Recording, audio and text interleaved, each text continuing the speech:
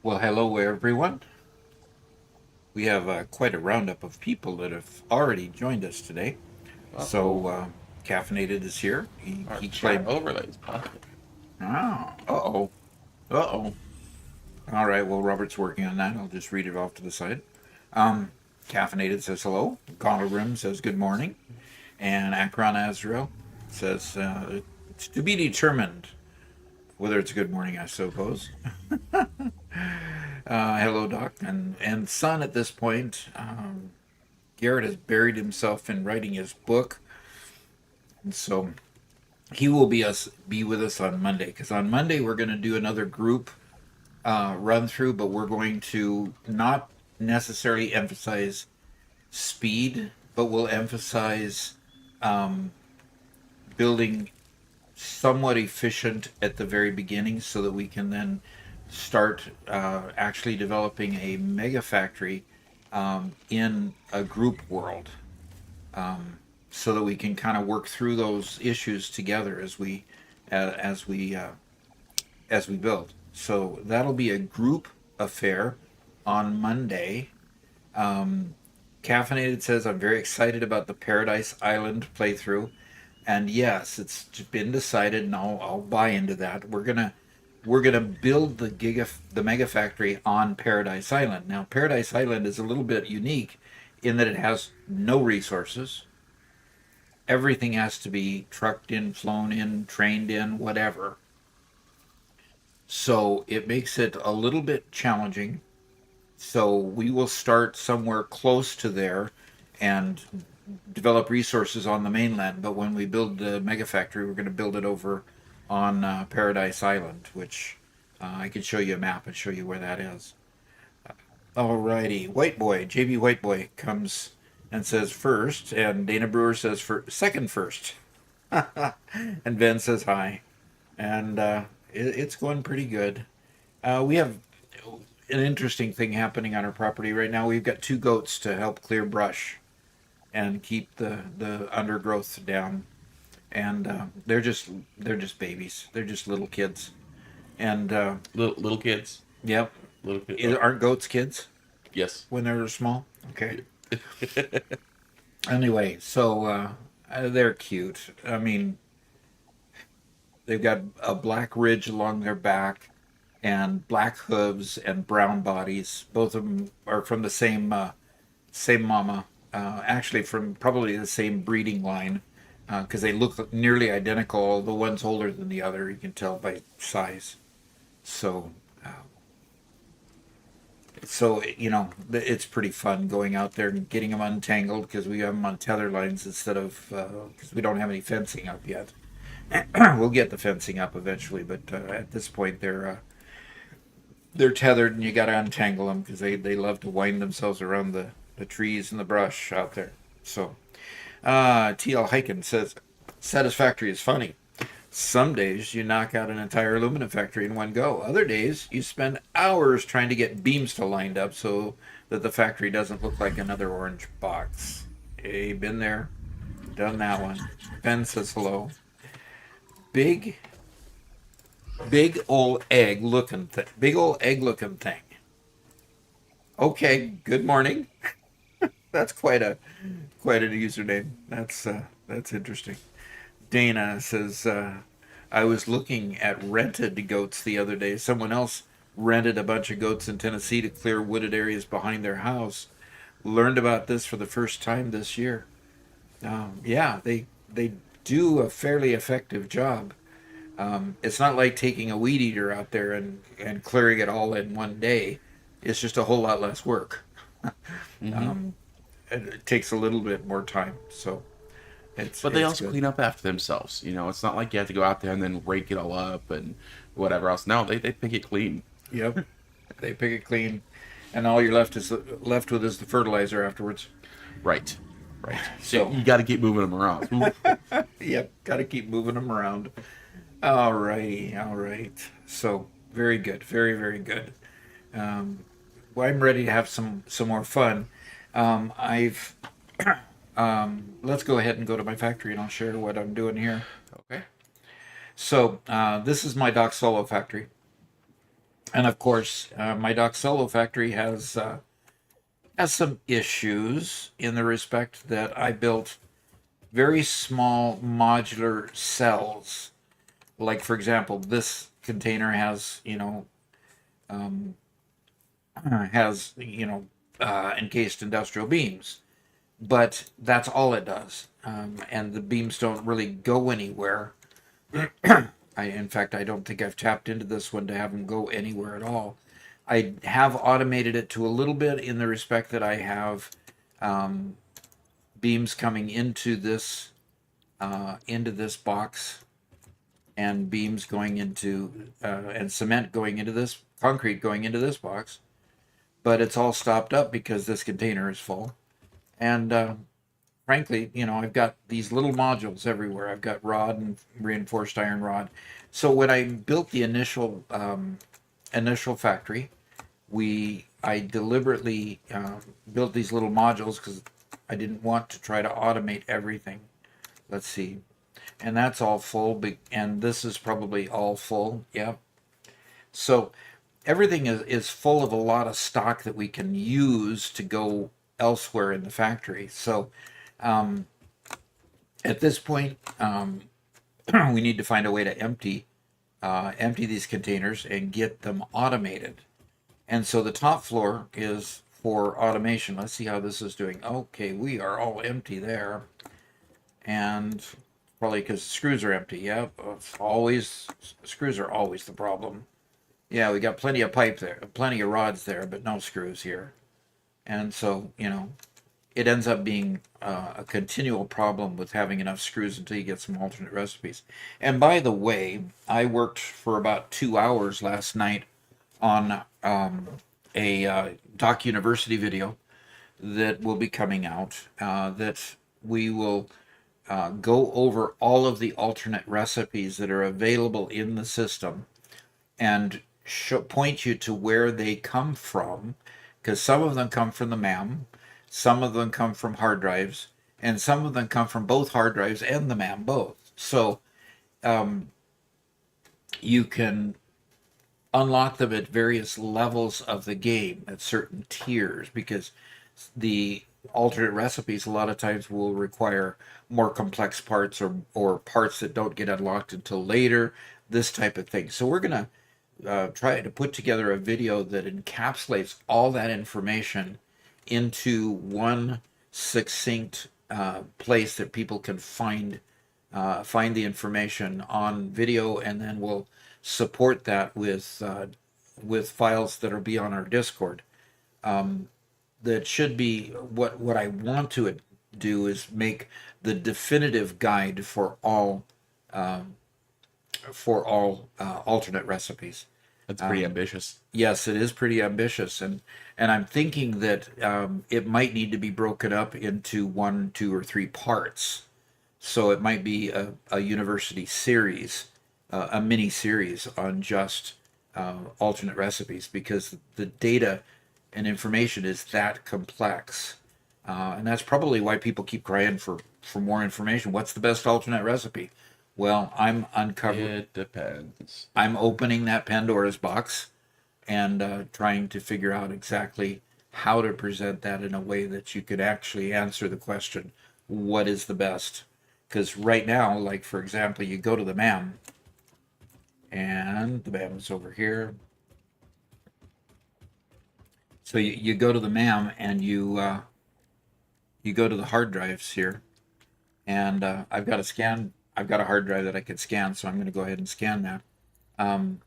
So we go to the hard drive library here, and here we've got an alternate one that we're waiting. That we need to choose whether we want to use this or not.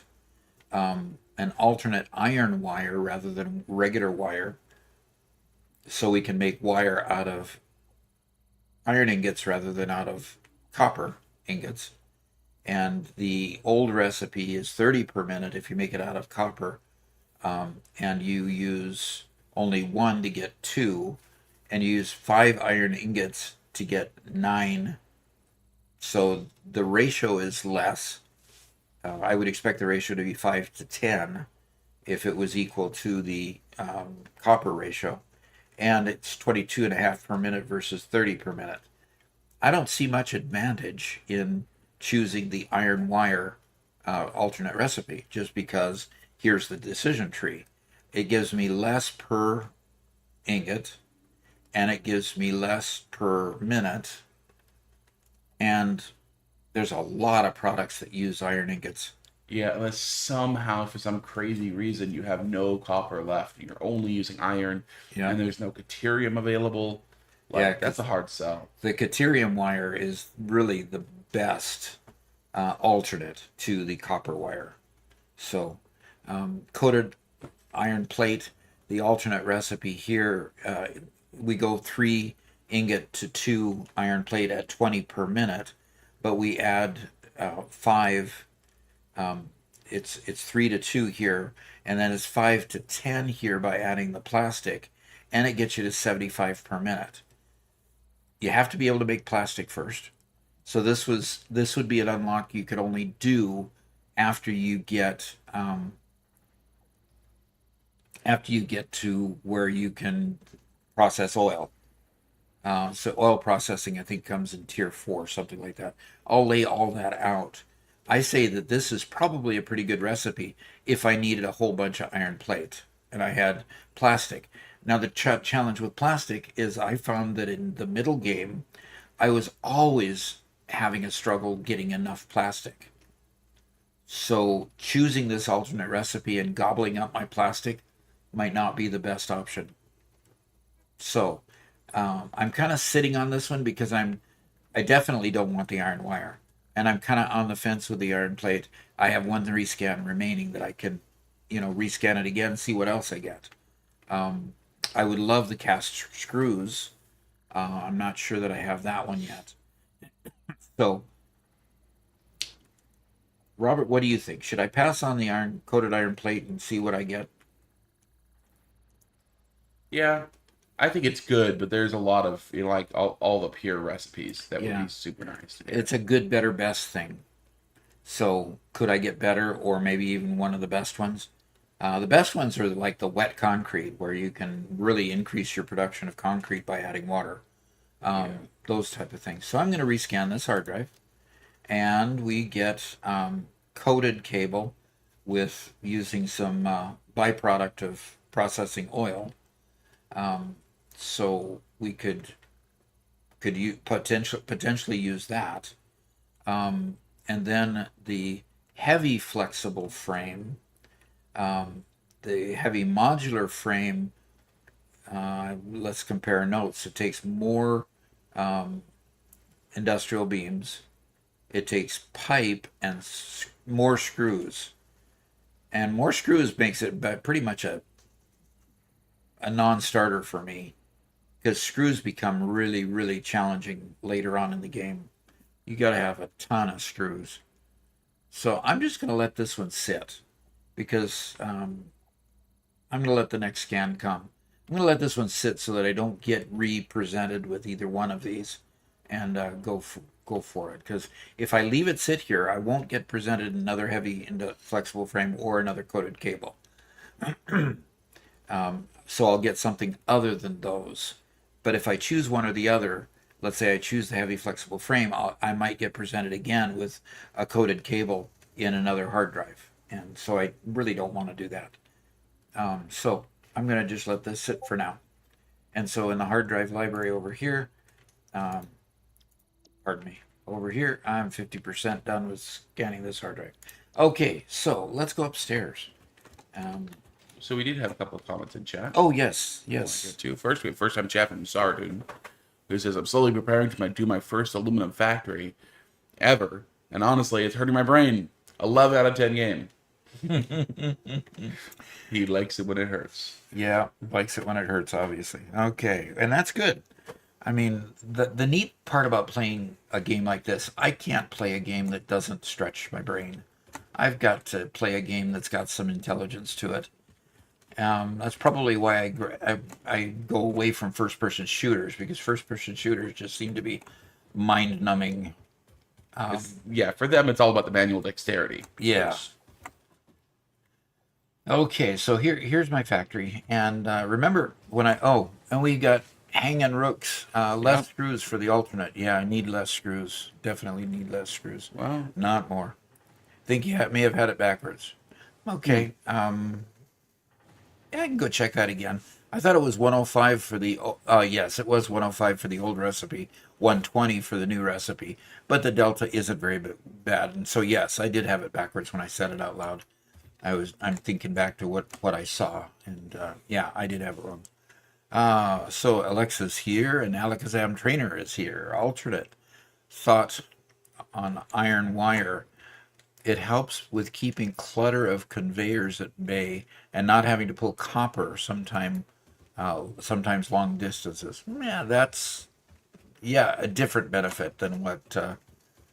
Yeah, I think we'd categorize that under like a good technical one where Mhm. you have a specific situation that needs to be used in. Cool.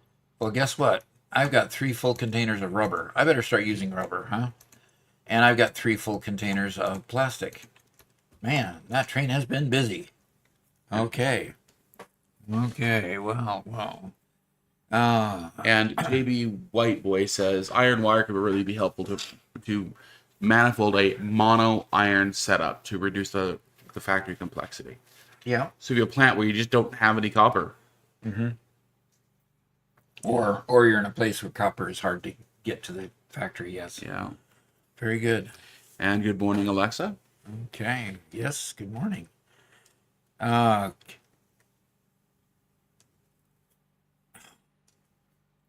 okay. I'm not quite sure what Captain Cables is saying. Oh, CPT cables. Oh, okay, so save scumming is when you intentionally reload the save if you don't get the get you what you want. Mm-hmm. So you research the hard drive. If you don't get what you want, you reload the game, research it again. You keep on doing that over and over again until you get exactly what you want, especially super early game when you have a fairly high chance of getting the right one. Interesting. Okay. And they call it save scumming because, it's kind of, Kind of a scummy way to get things. yeah. Okay. And some people do it just fine, but All right. Well, I've got to build some phase three parts. So I'm going to go ahead and focus on the motor up there. I can't remember what the name of that motor is. I always struggle with the name of that motor. Okay. And let's see here. We've got plenty of concrete. Good. That means I can make lots of walls and lots of lot of floors. Okay, my factory bumps out here.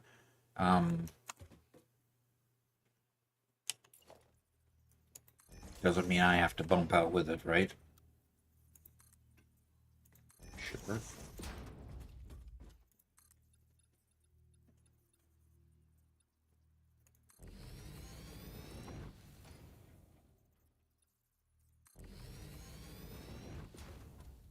Alakazam says, I think the hard drives are static though, so saving and reloading might not help. Interesting.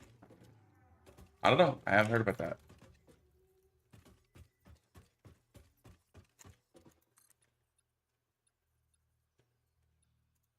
So, oh, it's the modular engine. That's the name of it. Okay. Yes. My brain finally found where it was that information was stored and pulled it out of the file. It's one of those old platter drives. You got to spin it up for a bit. Yep. Something like that.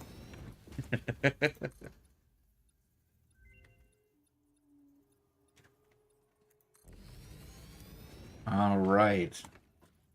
The next hard drive is done in the RAM analysis. I have this beautiful obstruction up here. Blech. Hate that. Oh, These obstructions that you can't get rid of. They're just part of the world. yeah. So I'll have a floor that has to work around that.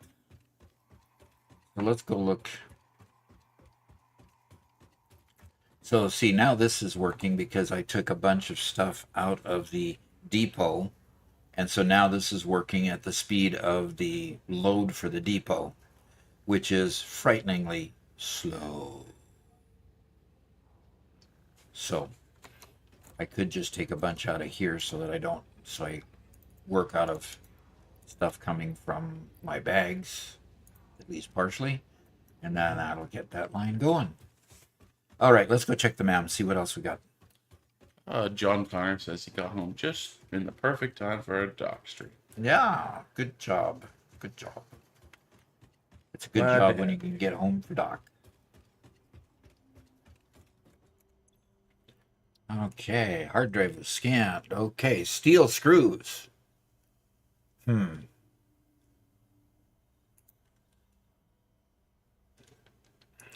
Okay.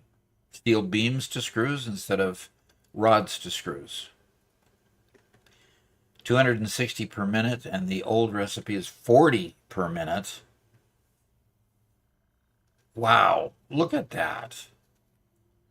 Yeah, I mean, if you have spare steel beams, right? Right now I do. I got a ton of spare steel beams. Cool. Hmm. That makes me think that I like that. And here the alternate here is 2 per minute versus 3 per minute, using steel pipe instead of iron rod. Steel pipe instead of iron rod, and still uses reinforced iron plate. Hmm.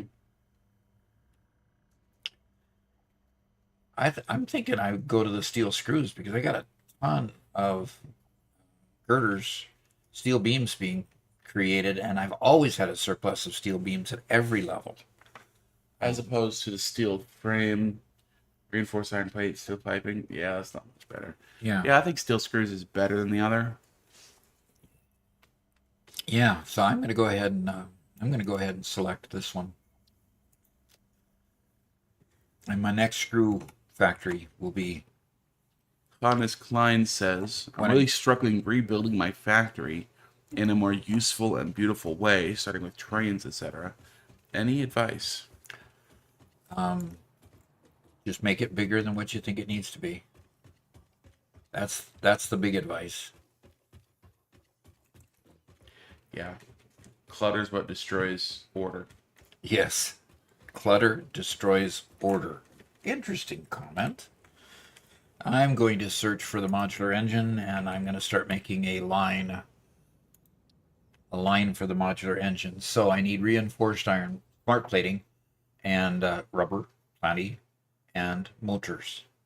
Motors. That's good. Yes, that does sound very good. And Mike K says, you got me into Satisfactory again. Oh, good. Good, good.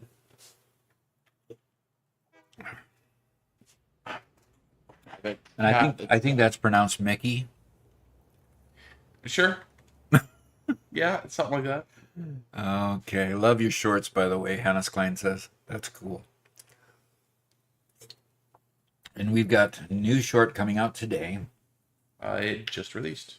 Good, good, just released. So, um, Another one of those popular topics we're asked about all the time, delving into piping.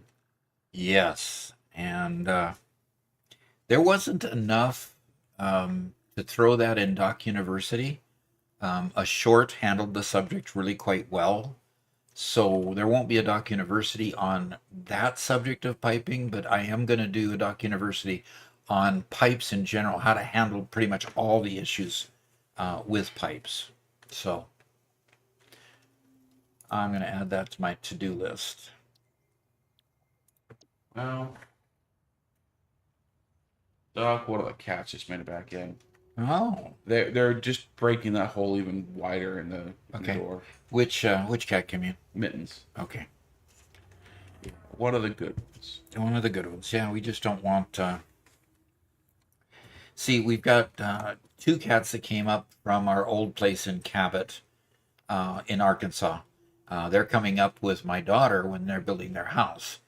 The challenge with that is that those two cats were literally feral cats. They've been outdoor cats their entire life. They were never litter box trained. So basically, what we've got, is a situation where those cats just were not behaving themselves litter box wise in our studio, which created messes that were not fun to clean up. So, And the fact that they would fight and argue with our cats. and that was pretty That bad also too. didn't help. All right, I'm going to start on this end, and I'm going to start with what? What's that? Oh, Golgrim says, it's not a mess. It's very organized. It just looks like clutter. I put it down when I put it down. I know exactly where I put it down. So our whole advice about, make it bigger and, keep it organized. Uh huh. We have a contrarian in the midst.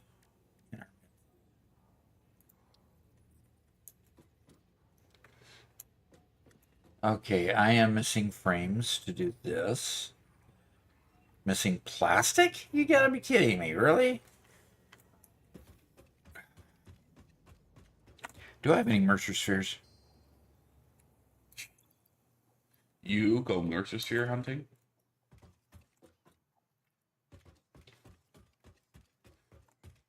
I can't remember if I have any Mercer spheres done on my thing. Because I should, I can, of course, go here and just grab some plastic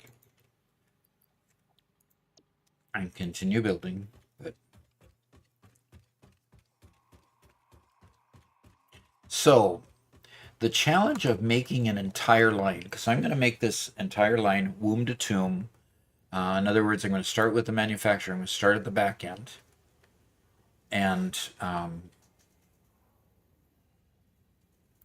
when I started at the back end here, I'm going to then build forward all the items that I need to put into this, and I'm going to build them all on the fly here. So that might not work. Let's check it. Invalid conveyor shape. Oh, can't do that. Can't do that. Have to move it over.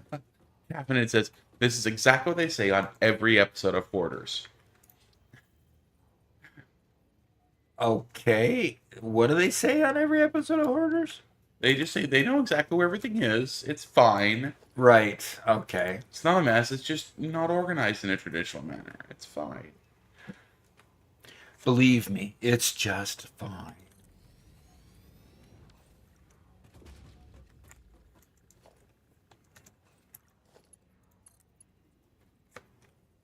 I've been in the house of a few people who I would consider to be Oh, hoarders.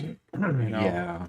Not the whole towers that are going to fall on you and kill you kind of hoarder, but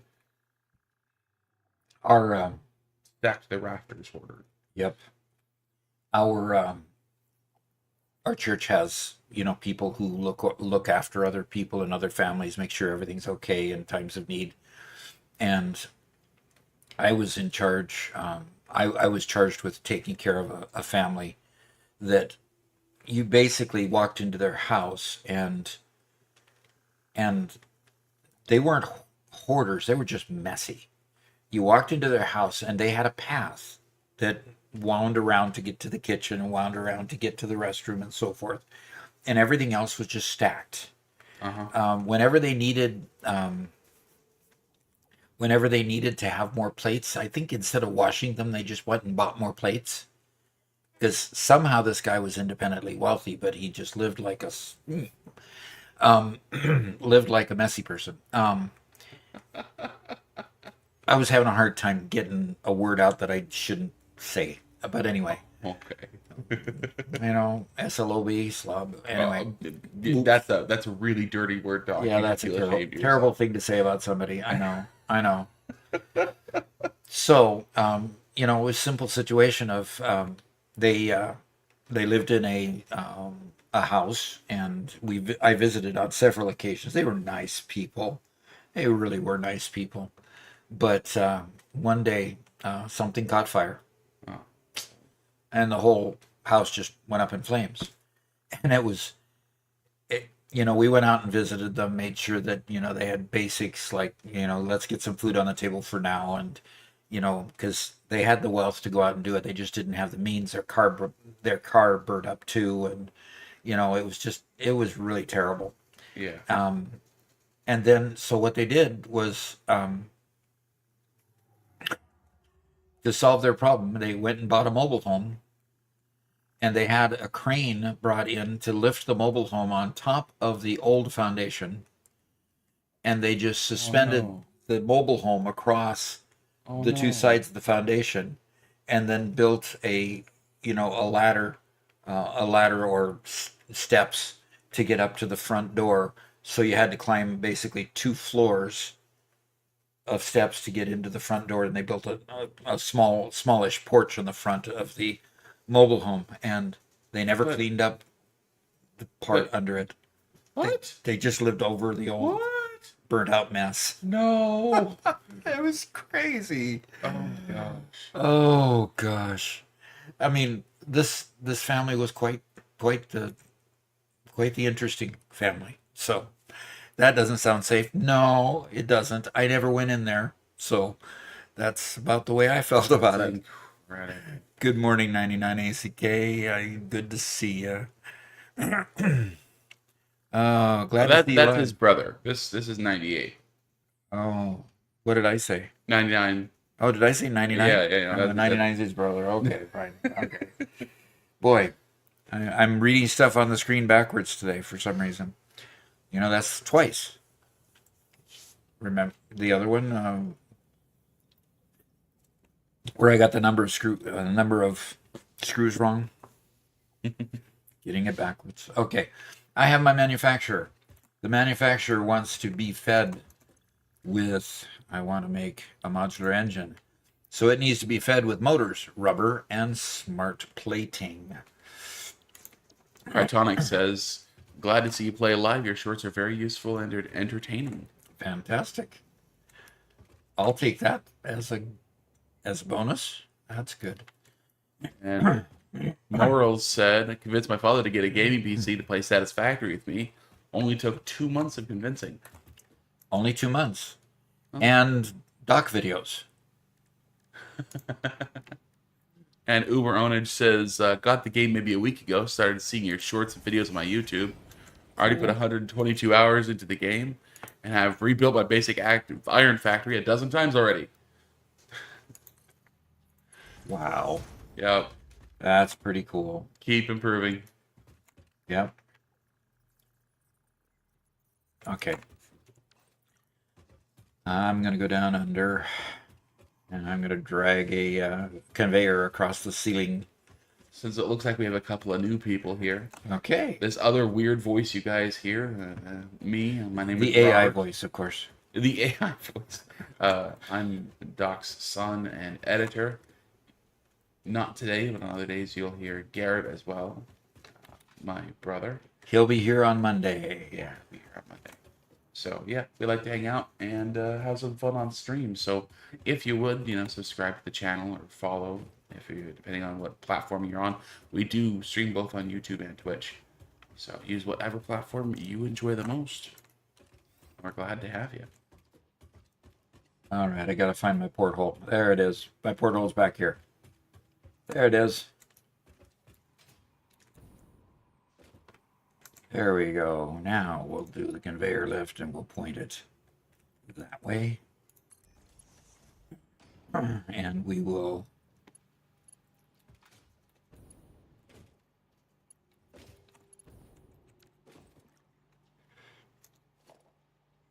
put a wall, conveyor wall hole. Clipping may occur. This is supposed to be a wall hole. Of course clipping is going to occur. Oh, putting it on the boundary, it feels as clipping, but in the middle of the in the middle of it, it's not clipping. That's interesting, huh? So should I put it up there so it doesn't clip, or down here where I want to put it? Put it where you want to put it. It's a warning, not an objection. All right, let's see if I can go all the way. No, of course not. You can't go all the way. I won't allow it.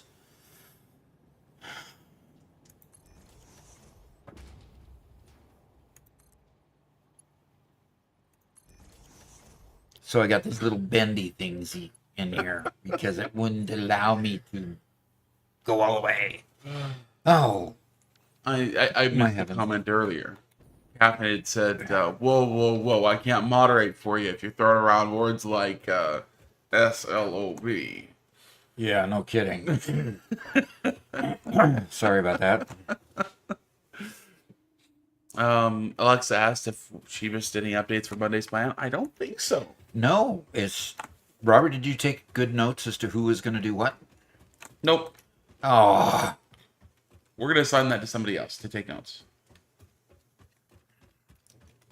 Okay, so how are we going to know? Come on. I'm sure whoever's supposed to be taking notes will take notes on who's supposed to take notes. You see what I have to put up with?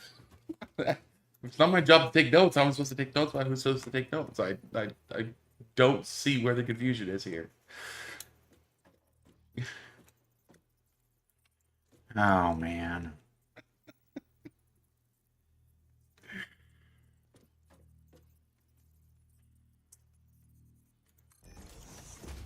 Now, Galdegrim says, actually, we're doing a speed run into a Giga factory while singing karaoke.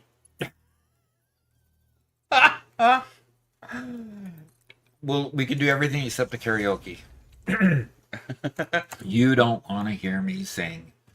I used to be able to sing. I can't sing anymore. You're really out of practice, unfortunately. Very, very much out of practice. Doc has always been a very musical person. He plays the trumpet, or I should say, he wishes he still plays the trumpet. Um, it comes out about once or twice a year at this point. I need to take this, Robert. Okay, Hello. let's just step out for there. Hi, where's Dana? Oh, okay. Wow. Very good. All righty. Well, unfortunately, his mic is completely available for you guys to hear, so Yes. you're gonna end up eavesdropping a little Large bit on his pile of metal conversation. He's accumulated from around the property after we bought it. just taking care of disposal stuff. We moved into this property, guys would haul it away for the price that you get to and recycle he's it. loud, unfortunately.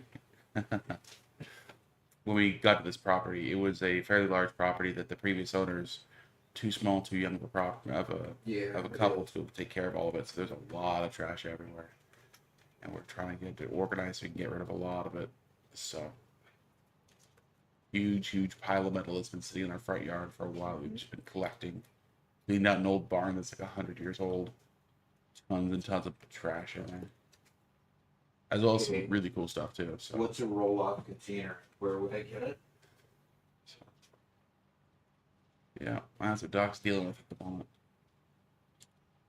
The barn, unfortunately, Okay. unfortunately, has been removed down to its stone.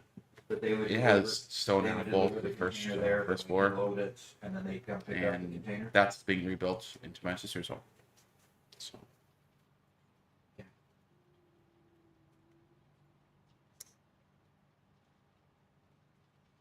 Okay.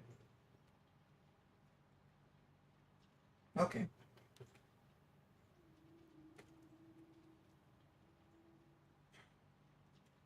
Okay. All righty. Okay, I'm gonna have to refund the I'm gonna text go ahead speech and because grab Doc didn't get notepad the setup this here, and morning.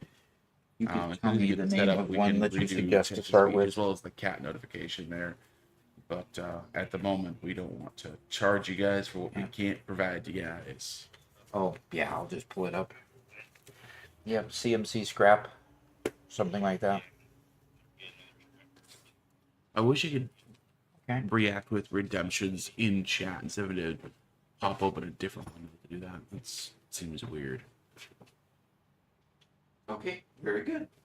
Thanks for the callback. Appreciate it. You bet. Bye.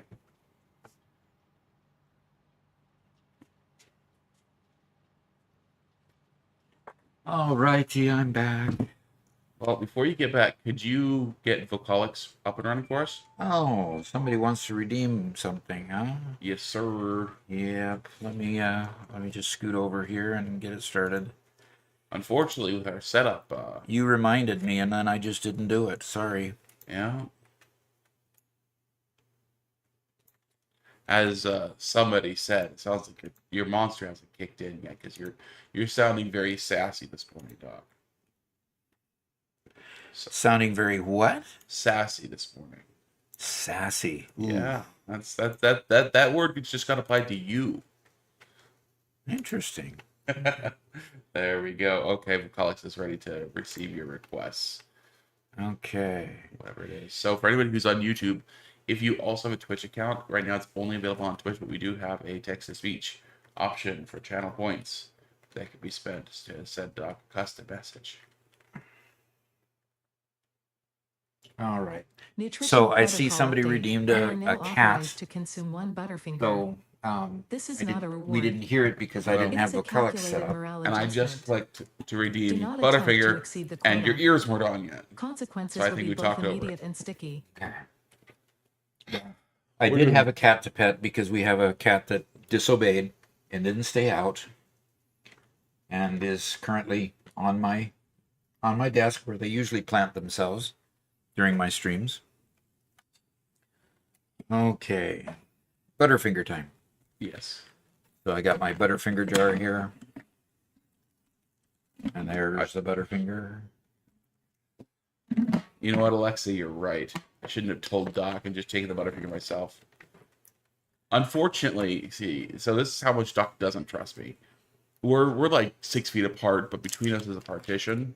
Mm-hmm. but he put the partition between us and put the Butterfinger jar on his side. So I can't go get a Butterfinger for myself. Yeah, he'd have to climb over me. Uh, That wouldn't be allowed. Butterfinger are Doc's favorite candy, Mm-hmm. and he does not share. They're not terrible. Okay. So we had some conversation happen. We did, huh? Oh, let's see.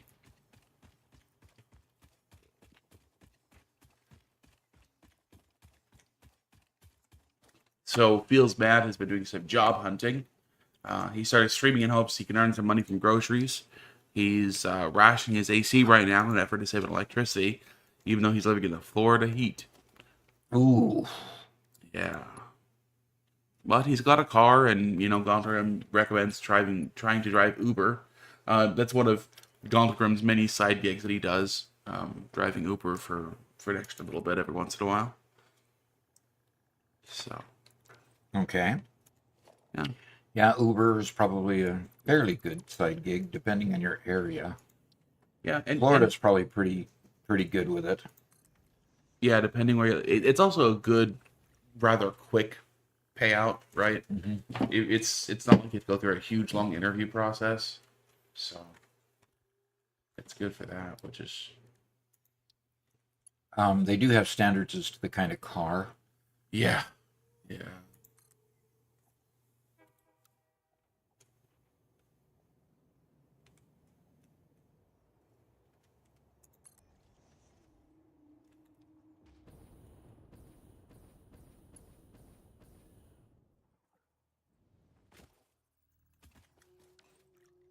Which unfortunately, at one point when I checked, my old car did not meet.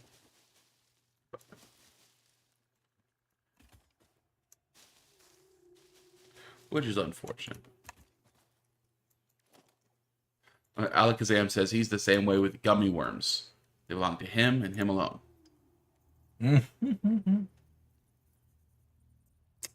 And Sans WD says, "Hi Doc, I love your shorts. They helped me a good bunch with my playthrough, so I wanted to drop a thanks." Well, appreciate that.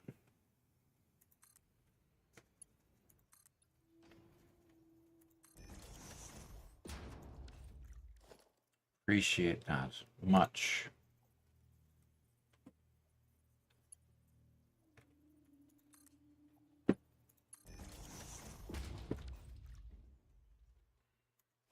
As I was kind of saying yesterday, Doc's been a, a teacher for a large portion of his career, but an actual professor for the last 15 years. And unfortunately, one of the things the pandemic did was it got rid of all of his in-person classes.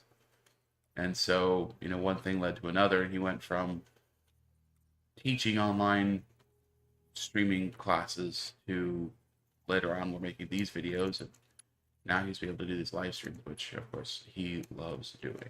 So Yeah, because at least it gives me some chance to, converse with folks. I guess is the way I'd say it. yeah. And Lucas says, "Hi, I also enjoy your YouTube shorts. Thinking about playing Satisfactory, waiting for a good discount on Steam. Anyways, greetings from Argentina. Keep up the good content. Well, Have a nice very day." good. Yep, wait for a good deal to come up on Steam. Not, I've lived through that theme before. Yep, absolutely. Gotta have a good, healthy Steam wish list. See, there's always something on sale when you want to.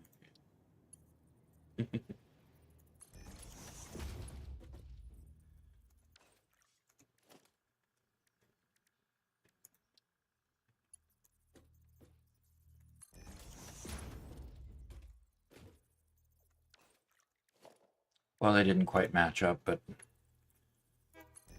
to do that. Okay, so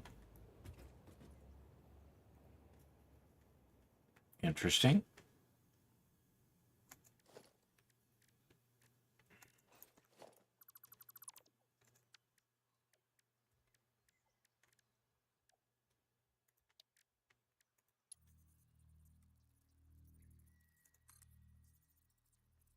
So you're doing the modular engine factory right now? Yeah, and I'm struggling to get this stupid porthole lined up. Good luck. Yeah, good luck is right. Because Unfortunately, there's not much I can do to help. so here's my challenge. I'm coming out right there, and I want to be able to hit a wall port right there. Okay. But I'm not being able to hit the wall port, the floor port. Well, I guess one alternative is to just give it some more distance.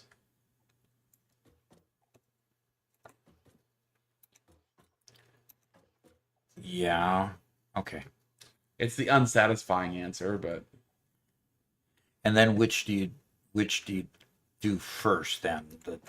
Okay. Let's do the ceiling. yeah, I Let's do think the I do ceiling the port. lift first from the ceiling. And then connect it with a conveyor because those can bend a little bit more. And Big Al says, I have 250 hours in the game, and you're teaching me so much. Thank you. You're bad.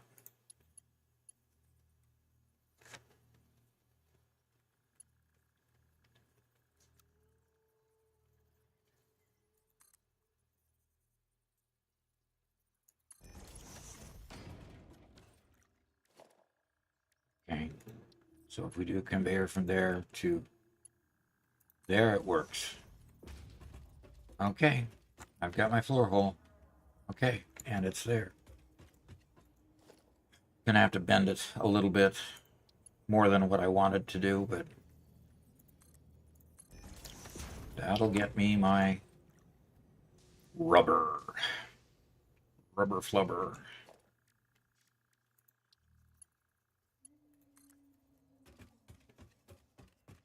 Didn't Robin Williams do the Nutty Professor in Flubber?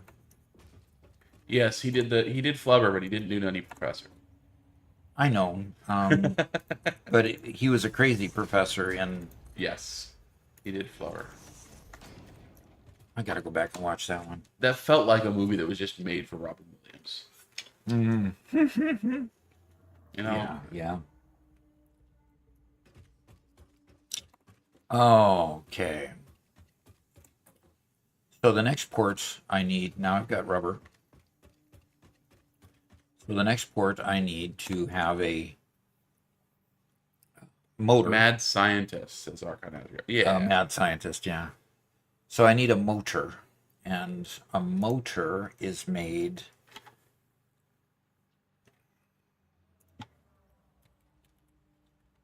in an assembler. Okay. With rotors and stators.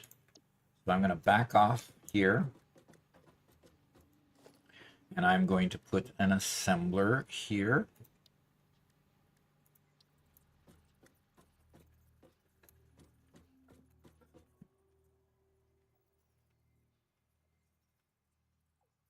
I think one of the reasons why I like a lot of his movies so much is he does the normal person shtick really well as well. When he wants to act like the normal Joe, he's just the normal guy. But then he can also act and interact with Flubber, do all sorts of weird, crazy voices and stuff like that. Yeah, of course, like in the movie Hook, he was just Peter Banning, just your average middle-aged dad with a family and not enough time for his kids. Mm-hmm. Right, when he was actually Peter Pan. Yeah. So he plays the straight man really well, which makes the comedy part even better. And the next piece I need is smart plating. And that requires an assembler, I believe.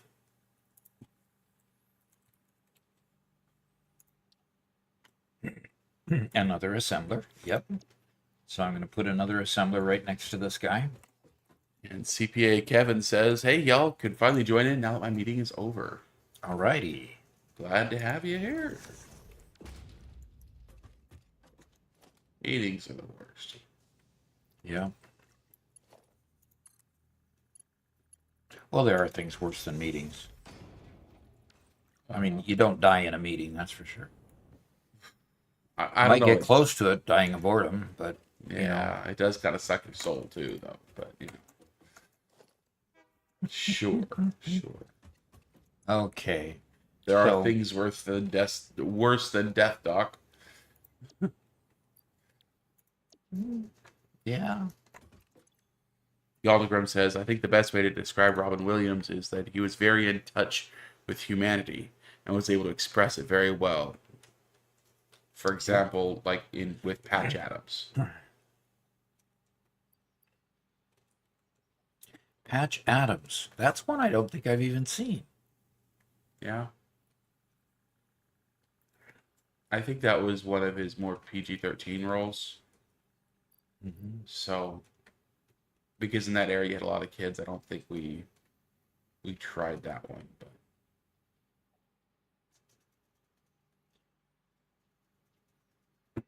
Alrighty. Smart plating needed reinforced iron plate, which I'm making a bunch of already. Kevin says meetings without food should be emails.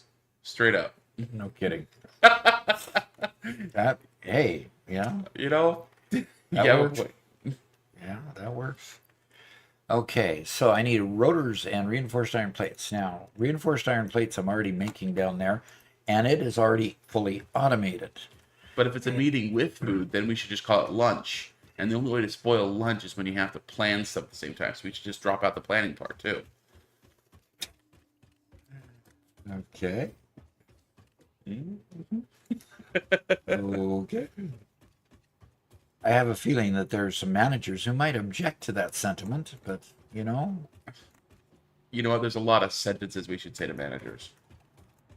sentences. Sorry, I'm trying to be punny, but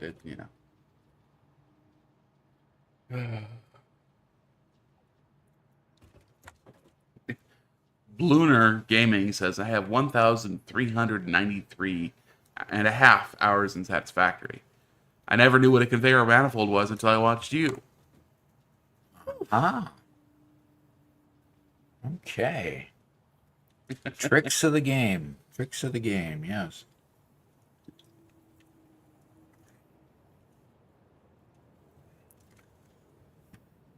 That's a lot of hours to play without knowing without using manifolds.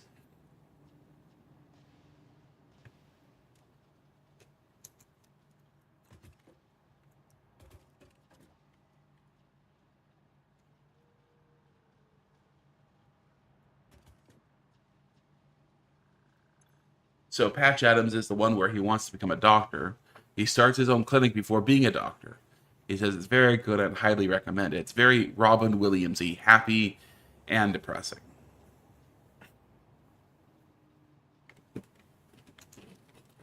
Happy and depressing.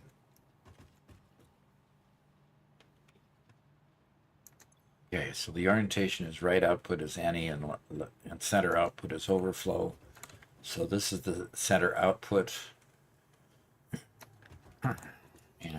And Sans responds to Bluner by calling him a madman. He says, I like the game, but I do not have that much time on my hands to live out my dream of playing that much. Yeah. Okay. I think Doc and I are nearing that amount of time, but that's only because Doc's retired and I edit Satisfactory videos for a living. So Oh gosh. Alexander_Petrova said, Hiya Doc ADA here on Monday pre-mega build speedrun. What you think of having a liquid offsite production ban and have all liquid shipped and processed inside the mega factory on Parasite Island, so ship in all oil and gas and process inside the factory.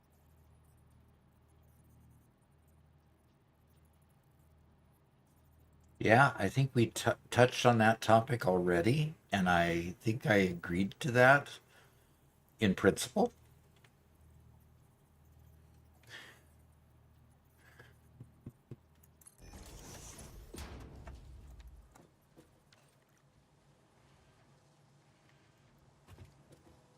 that does mean though that getting to like before we could really build a good oil power plant, we have to have trains.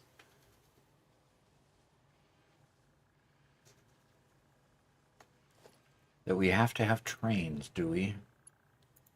I mean, if we're gonna bring oil in and put an oil-based power plant, a fuel power plant there, and we have to truck in the oil, unless we just string pipelines across, I guess, which would be kind of boring but doable, I guess. Oh, come on. It said I could do it, and then when I go to click on it, it says I can't do it. Really, folks?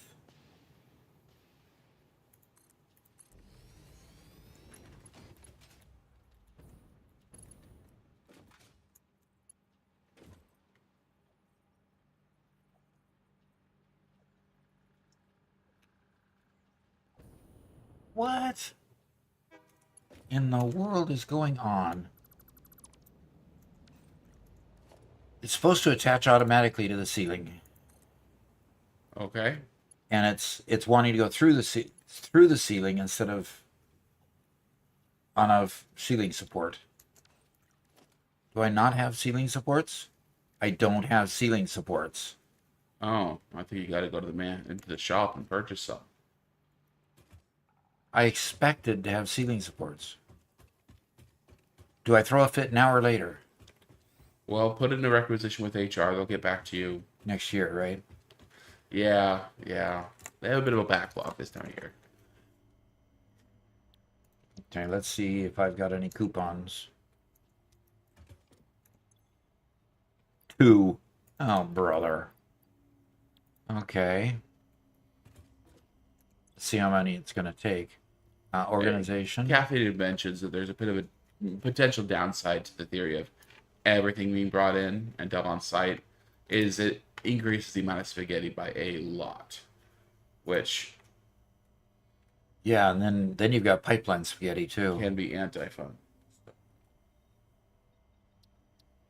All right, I'm going to add. Oh, well, Callie just made it in. I think they know how to move the broom now, Doc. Oh dear. Well, cats are pretty smart that way, you know. Yeah. No In Fix-It the Awesome shop transactions I want what I constitute want, and I'm just transfer going of to get it, ownership. and I'm going to do All whatever it product takes to. rights and ownership Yeah. remain with Mhm. Fix-It. All right, now I've got now I've got ceiling supports. Nice.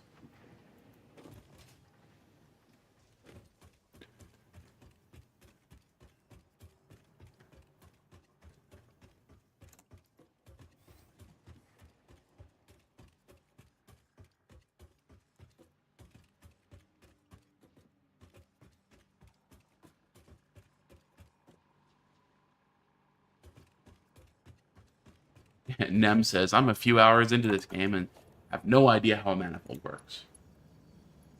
I tell you what, Deb, Doc has a whole lot of tips, and I would say start from the early ones. In fact, we have a tips 1 through 25 compilation. If you start there, that'll give you like 90% of what you need to know. Everything else is just tweaks. I generally have you look up manifolds and load balancing. They give you a really good foundation for building lines that you can balance and will always be able to fill up.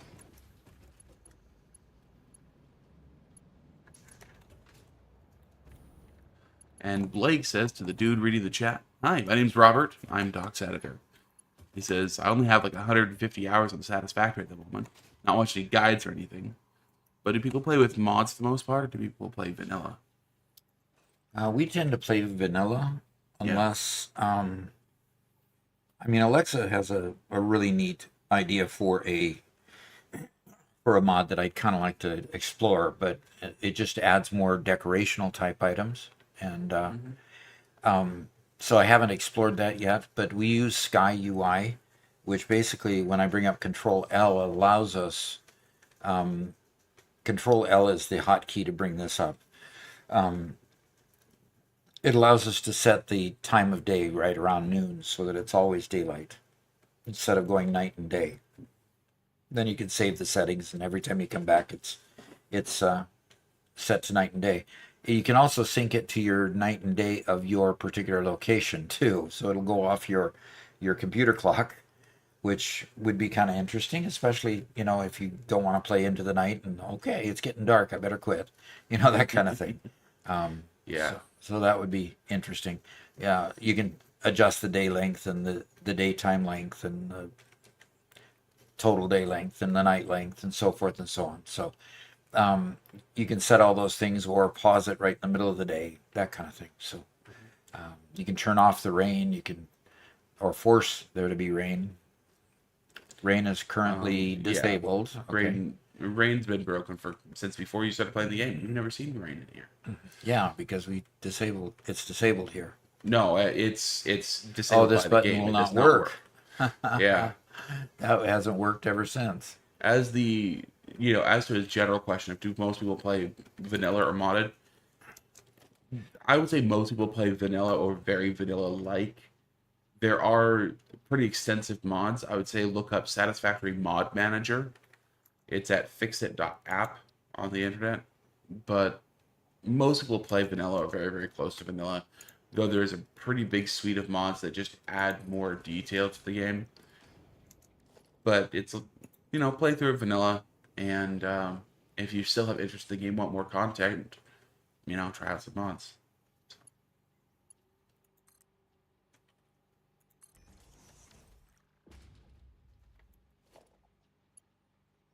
Okay. TL Hyken says, I've been catching up because I have to keep pausing to make work calls. Did Doc really almost say SLOB on stream? Doc did.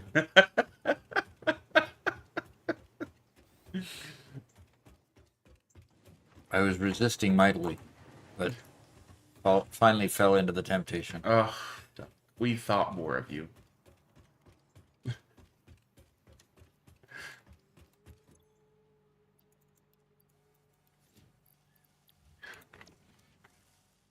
And Blake says, hey, Robert, apologies if it came off rude as I didn't know your name. Nah, you're good. He says, that mod would be so useful to me. I hate it when it's nighttime. Looks great, but not for night building.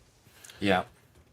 Yeah. And the reason we did it is because of an editing issue. If I'm recording an episode and all of a sudden the one part that he wants to keep is daylight, and then the next part that he wants to segue into or merge into is nighttime, it makes it really difficult for the edit. So we do it basically so that it stays daytime all the time, so his editing issues don't cause a problem. So anyway, that's my story, and I'm sticking to it. Yeah, it's a good story. And then Blake pays me a compliment, which I appreciate. He says, dope job on the videos too, by the way. Editing's perfect, snappy, and to the point. So good. We'll look into them now, but I love how good the game seems without any mods at all. I'm hooked. Cool. Yeah, the game is actually quite good without the mods. We do use another mod that Garrett likes to use a lot. Garrett is our second son that's not here right now.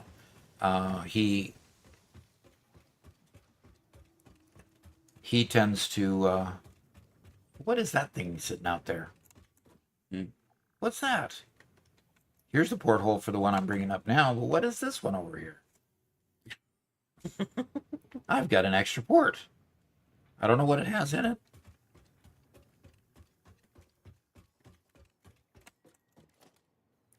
All right, let's put a little bit of a conveyor on here and see what comes out.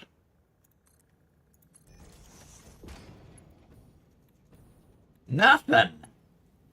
Nothing. Nada. Zippo. Zero. Yeah, Garrett uses Infinite Nudge. Is that what you're talking about? Yep.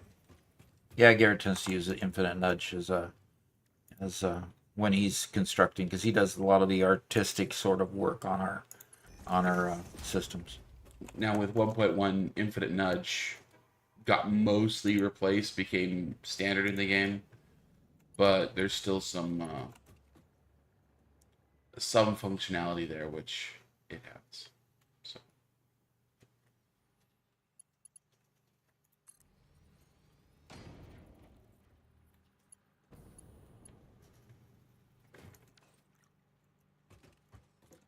Yep. Oh, crud. I'll select the recipe.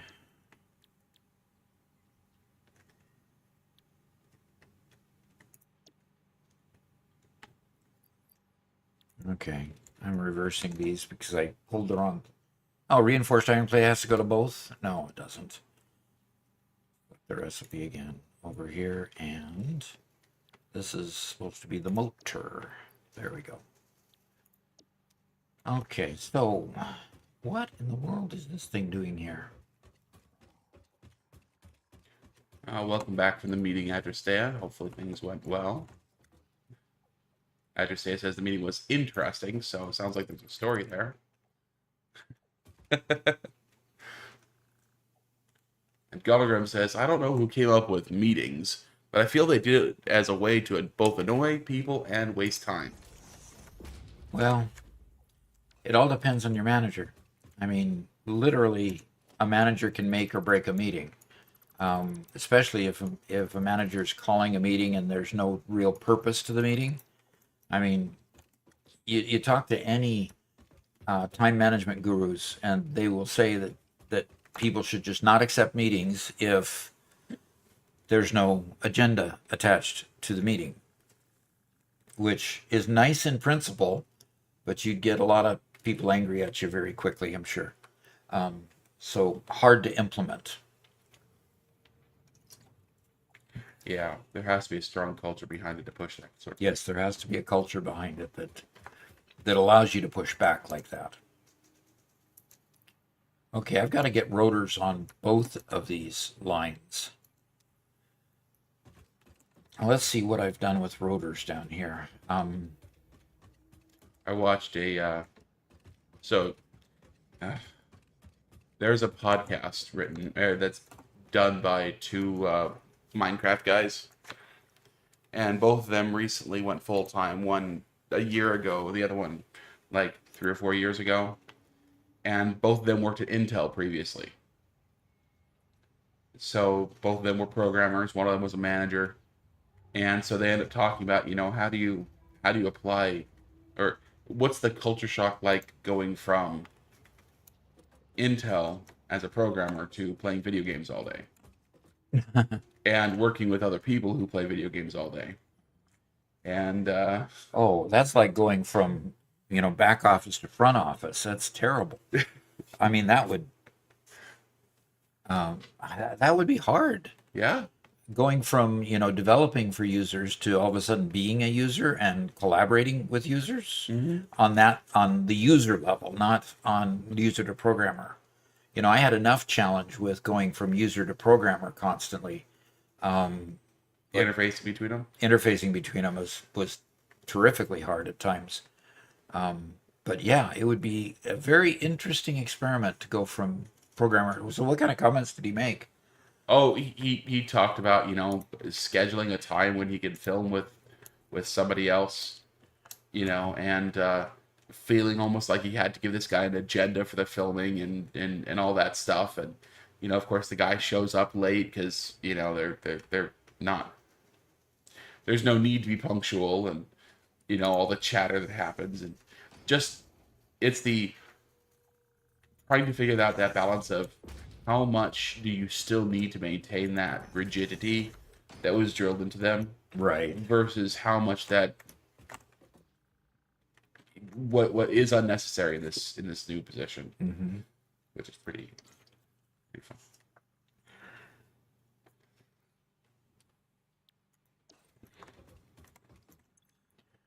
All righty.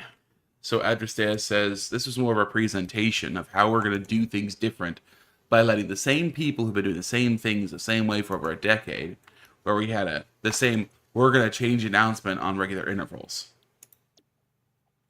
We're going to change what? Oh, Regular intervals? What did she say was going to change at regular intervals? no, it's at regular intervals we get the we're going to change announcement. But yeah, the same people running the same programs do the same things, and one of those same things is the we're going to change announcement. That happens every once in a while. But nothing ever does.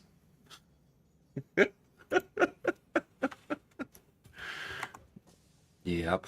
And Adrestea says no agenda equals I decline. Yeah. Good. If you've got a culture that'll support that, that's really great. And then when you know, to with I find most meetings, i.e., a mandatory unit meeting, to essentially tell everyone that you can no longer wear sneakers. Oh, brother, a meeting to tell people about a dress code update. That's an email. That is definitely just an email. All right, we need iron rods and screws up here.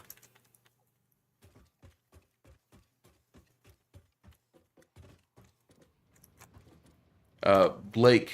Oh, Zoomerwin's here. Says hi, Doc. Hey, hi. Glad to see you made it today. Nem says, is making a factory necessary? Um, yeah, If you want to save the planet. I'm not liking what I'm doing here. Yeah. I'm making one of those singular, um, instead of automating every part with a manifold, I'm making a singular run here that's going to supply just product to this one manufacturer. And I'm grinding against myself not wanting to do that. Okay. In other words, I've got plates automated downstairs, and I brought those up. That's cool. But none of the other things am I actually creating a manifold so I can have good automation and surplus product for other uses. So I'm not building this to be extensible in any way. I'm only building it for a single purpose, to build these manifold engines here, and that's it. And I'm recoiling. I'm grinding against myself because I'm a manifold person. I gotta create manifolds. So I think I need to reevaluate and restart, Okay. because I'm getting to here, and these are making basic parts like the stator and steel pipe and wire. I need Blake to. Hoffman called it a rat tail. Yes, those are rat tail factories, exactly. Yep. Nam says, about do you need to build a factory? Nam says, I meant like physical factories that you build where you put all your machines inside. Are building them more efficient than just building everything on foundations out in the open? In other words, do you have to have multiple floors and walls on it and stuff like that? And no, you can just build them flat. A lot of people do just build them flat, but eventually you find the need to go up. And to go up, you need walls to get it up, at least one wall to get it up and defy gravity with the next floor.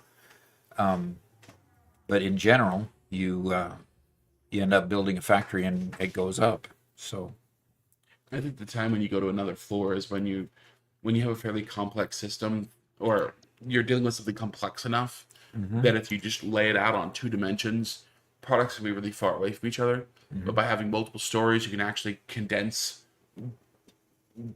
it quite a bit, so then the conveyor lines aren't quite as far, aren't quite so difficult.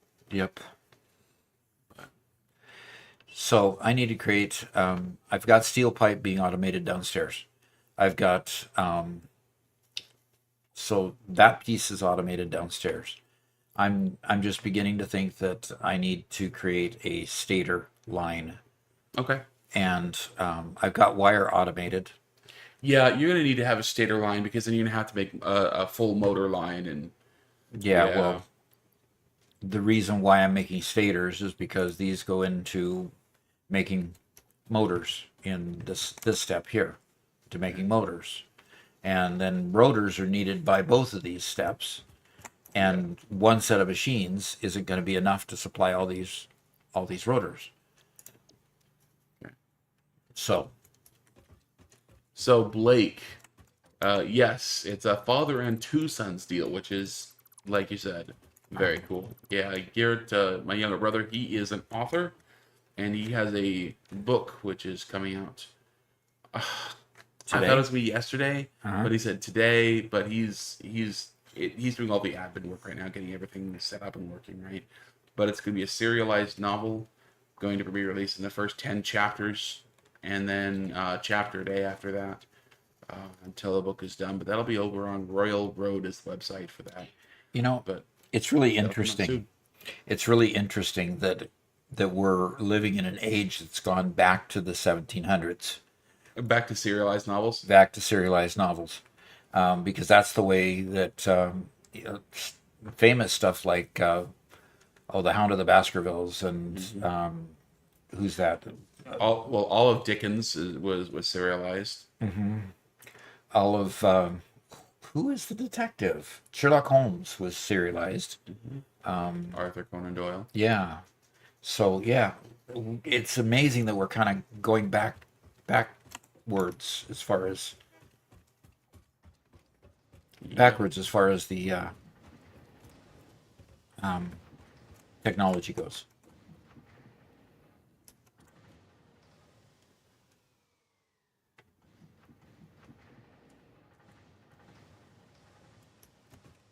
Okay.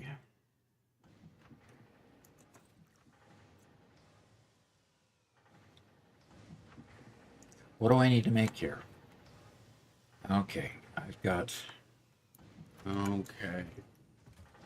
So on the topic of meetings again, Oh, we're back to that again? back that again. Well, we had some more comments before we Okay. moved on.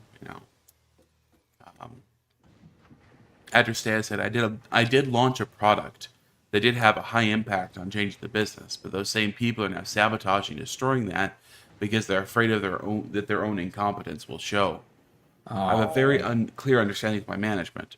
If I'm attending a meeting, I have knitting needles in my hands, and I will be knitting.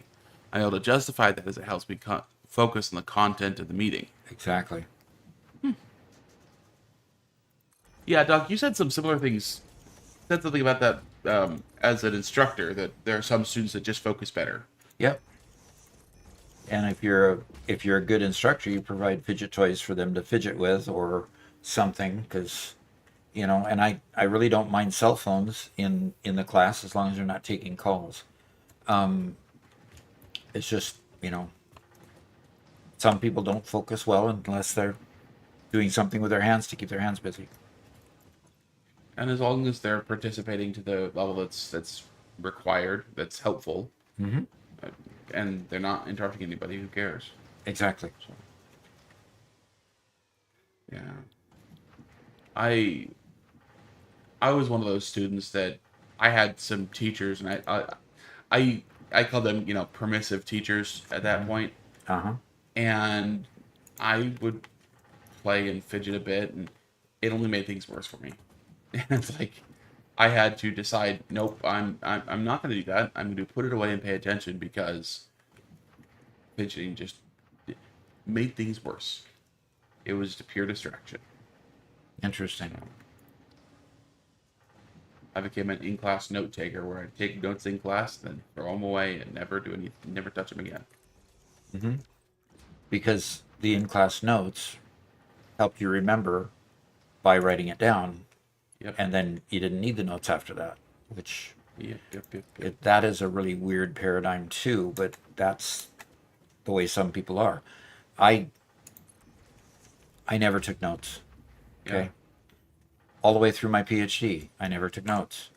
And the part of the reason was that what I read and what I remember is greater than what I can put in my notes. And my notes distracted me from being able to hear the next sentence that came out when I wanted to make a note on the prior one. Yeah. So I would miss more by not listening, by taking notes, than I would if I just listened. Yeah. So that was difficult for me to get into my head, that it was okay to that it was not okay take to notes. not take notes. Yeah. Yeah, and it really was class dependent. Like, I wouldn't take notes in math class because math was very concept driven, and so getting through the problem and understanding the concept beginning to end was more essential to learning. And then all you need is, okay, well, memorize the formula. But things like when I was taking history classes and stuff, that's when I would take notes because then it would be year, name, event, year, name, event. And I have a whole page of those. But I could remember all the years, all the names, all the events by writing. Yeah. And that's the way it works with a lot of people. And those stuck around for, oh, I don't know, 10 years or so. And now I don't remember much. Yeah, because in the bachelor's program, basically, it's about memorizing facts and um, Oh, that quick was all memory. associate's degree stuff. But That was all what? that was all associate's degree stuff. All my history Yeah. classes and everything. Associate's degree is bachelor's degree.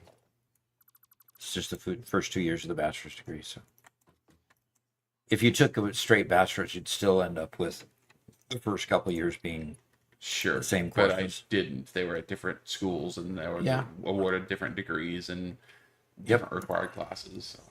Yep.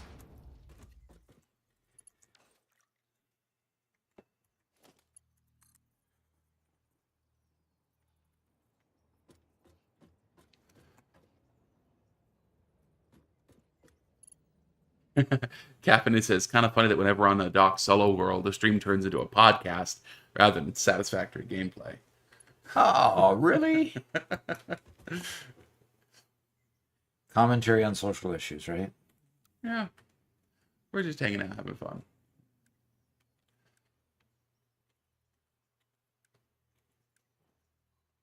Why am I not getting straight? Build mode is saying default. Build default. Default. Oh, it's changing marks on the belt. That's why, because I was hitting the E instead of the R. Kevin says, I'm always listening to music during meetings because it helps me concentrate. I've discovered about myself that I can focus on one particular task if I have multiple sources of audio in my ears at any one time, because the chaos of sound allows me to pick and choose which frequency to focus in on, and everything else is drowned out. Weird discovery I made myself about a few years ago, but it improved my productivity on everything I do, and I still do it today. Interesting. What do your peers think about that when they're in a meeting with you and they wonder if you're even paying attention?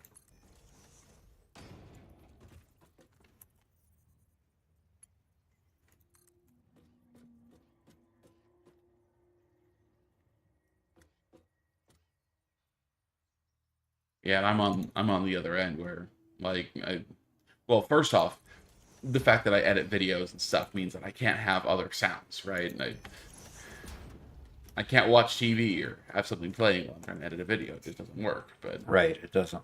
I'm definitely not a person who can listen to music while there's stuff going on. It's as soon as I want to talk, the music has to be turned off because Yep.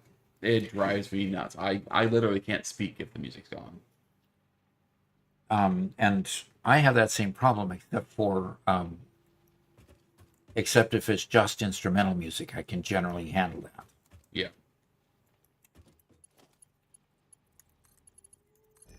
And Doc's much more of a music guy than I am. Yeah. If it weren't for other people around me, I would never listen to music. Not because I don't. It's bad. Yeah, so when I'm alone, a lot of times sometimes Robert will come in and I'll have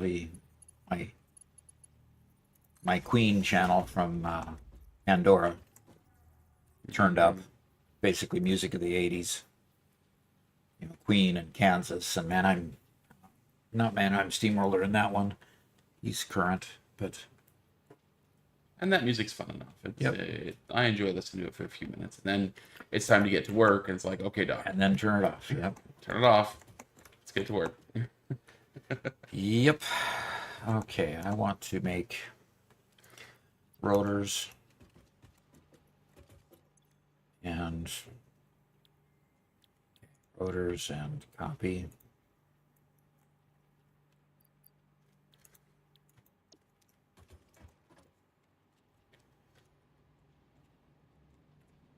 Addressia says, my high school chemistry teacher one time gave us an assignment to make a cheat sheet for the next test. They told us to throw it in the bin while handing us a pop-up test, and told us if we did the assignment right, we'd know the answers. So he told you to make notes so that that was the way that you would study for it. Yeah. Interesting. Interesting. I don't know that I like that. Yeah, my math teacher actually, funny enough, he allowed us to turn in our notes from class for extra credit, and that kind of annoyed me because it was like, that was one class I wanted to get a good grade in, and so being able to turn that in would be nice, but that's one class I never needed notes for. So it's like, am I supposed to fake writing notes so I can hand them in?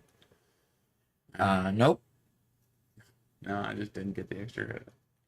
Yep, you just didn't get the credit. That's terrible. Gallagher, this is not going to go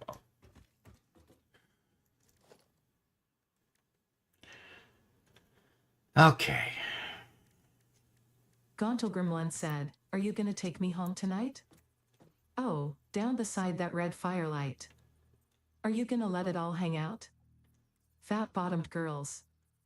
You make the rockin' world go round." I don't know what to say about that. I think that's a quote from a song. I think it's a quote from a couple of songs. And Adrestia says, history never interested me until I left school. Now I look up history of topics that interest me. Yep. Yep.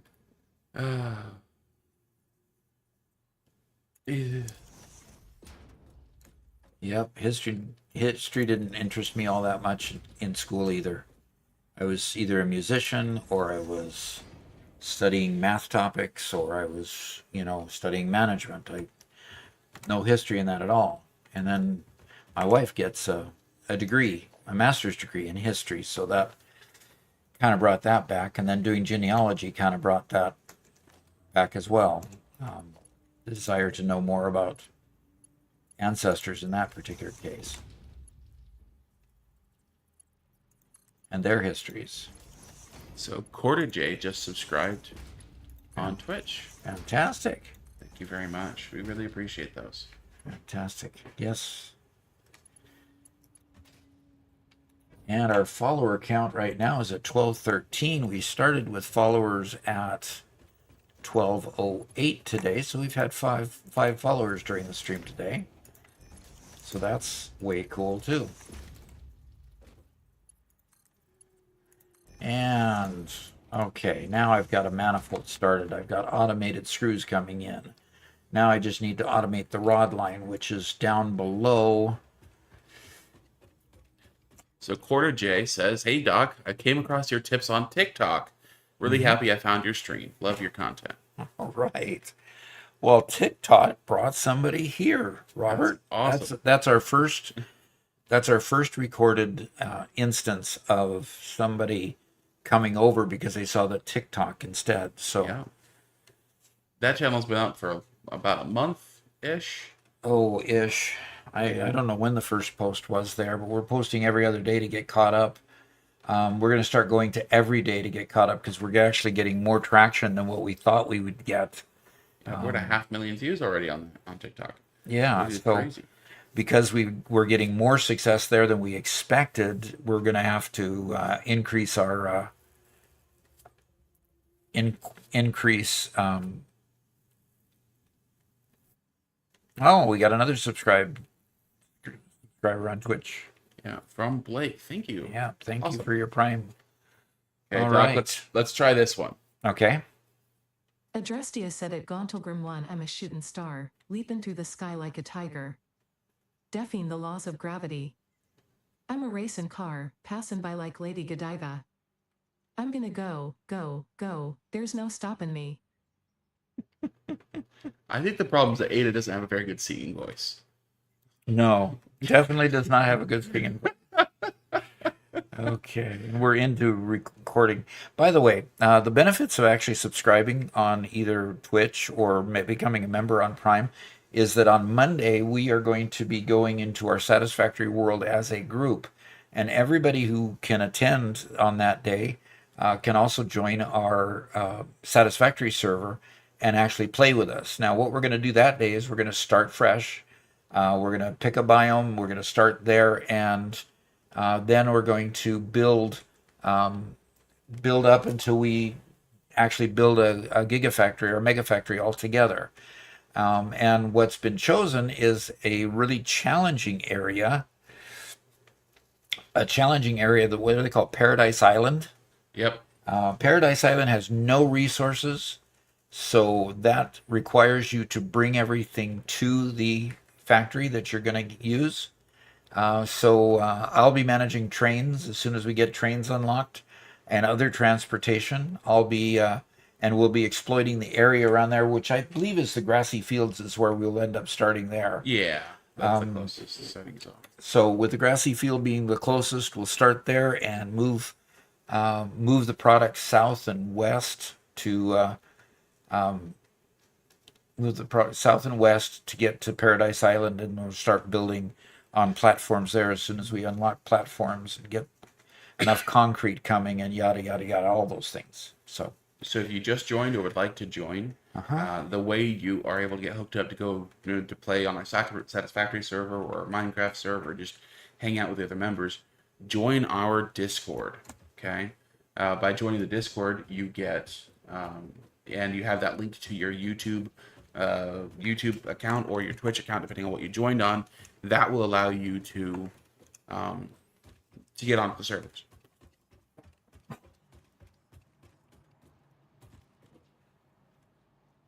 I am on the Discord. I'm one of the admins. My name is Mamato on Discord. And so send me a message if you have any issues or any questions or anything like that. And we can get you sorted. And Durand Villajon says, I joined today due to TikTok as well. Cool. Okay. So we're actually getting people who are finding us. That is awesome. I'm sure there's a few lurkers out there as well that are having fun hanging out too. Just haven't spoken up yet. So Blake speaks for the first time after joining with his Prime. Says, nice, I was watching on YouTube till I realized you were on Twitch too. So I figured I should shoot my Prime sub over here because why not? But yeah, I'm down to join in with that. Sounds like fun. All right. Yeah, it is a lot of fun. We just had just lots of fun On the speed run? on the speed run, especially. I mean, that was just a hoot. Oh, lots of fun stuff going on. Okay, Robert. Yes, sir. What? I'm expressing frustration. What? Look at this mess down here. Hey, Doc. Someday. Oh. I mean, we got this thing making ingots and then splitting it a half dozen different ways to go here, there, and everywhere down here. And I don't want to break things, but at the same time, I want to bring the ingots up here so that we can make rods up here instead of making the rods down here. It looks like it's really about time for you to start deconstructing.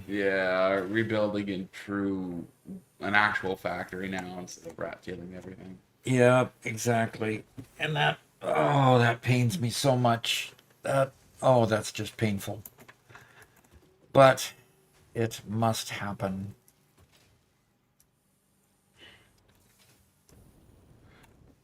It must happen. So Gabriel asked, do you still use the Tartarus? What? The Razer Tartarus, the gamepad. Yeah, I can't pull it all the way up. Yes, I still use that. Yep, he still does. So Zoomerwin says, I was watching Linus Tech Tips WAN show. That's their podcast. Okay. They said that Twitch has changed their terms of service, which says you cannot combine chats from different services, give links that allow people to move to a different streaming services such as Twitch. Those kind of policies have changed every once in a while. I'll have to take a look. Their rules are also different for partners versus... What are we? We aren't partners. We're something else. Yeah, we're the level lower. Yeah, so need to check that closer. But yeah, I'll take a look at it. I understand where they're at. They don't want to become the place that sends everybody elsewhere, right? It's had to be a little bit protectionist. Well, but and really, they start shooting themselves in the foot when they start creating things like that, because basically we started streaming on Twitch. Hmm. We started streaming on Twitch and brought a whole crowd with us. Yeah. And it's not a huge crowd. I mean, right now we got 60 on YouTube and we've got 43 on Twitch. Generally, our YouTube audience is larger than our Twitch audience, but our Twitch audience is growing slowly but surely. We're at 1,219 followers versus 80, 91,000 subscribers in YouTube. So, our, just our density in YouTube is a lot bigger, and we're bringing more audience to Twitch than what we're building at this point. So, hey. So anyway, we'll have to check it out. But yes, the rules are different for the levels up. I know when we get to that next level, it gets more restrictive, and we may not be able to multi-stream. In fact, if we go to that next level, but we're so far away from going to that next level that Yeah. we don't have to worry about getting there for a We while. have to have 75 average viewers, Yep. which right now we have 45, which is awesome. That's actually we're really grateful that so many people are here today. This is really neat. So, yeah. Okay. All right. Affiliate. Thank you, Jonathan. So I'm going to end up deconstructing several lines that. Okay, so basically the iron line is history. By the way, you had some kind words about your factory. Oh, really? Even though it's a spaghetti mess, Adristea says it may be a mess, but it's your own mess, Doc. Oh, It's yours. oh, okay. Well, I now have both cats on my desk. Callie just joined me, and Mittens is trying to find her place without laying on my keyboard. Anyway, See, when you got the well-trained cats, they stay on Doc's side of the partition, yeah, and they. because Robert's lay down always and mean to just them. No reaction. sleep. Sorry, I missed it. What? I said, because you're always mean to them. You always kick them off. Yes, I definitely kicked them off. So, Oh, can I ask you how you handle progression? Like, do you rush to a certain phase or tier and then begin being stable from there, or slow pace is good? Well, slow pace is always good, but when you get later in the game and you've already unlocked Mark 6 belts and you've already unlocked Mark 6 lifts and you've been able to get to that level, it gets really, really difficult to watch these slow-mo conveyors and and start over again. I did start over again in this world, but I basically rushed to get to tier 4. I think that's where I'm at, is tier 4, so that I could at least get Mark 3 conveyors and start moving product a little bit faster. So I do it quick at the beginning, and then that's why I've got so many rat tail factories. I just did it quick and dirty, and it's Yep. very dirty. So anyway, all right, it's destruction time. Biting the bullet here, oh boy. and my bags are just gonna fill up. And here's the rod line that goes where. And it goes into that container. Okay. And that container, I don't know if it's full. Good, it's full. It'll take a while to drain.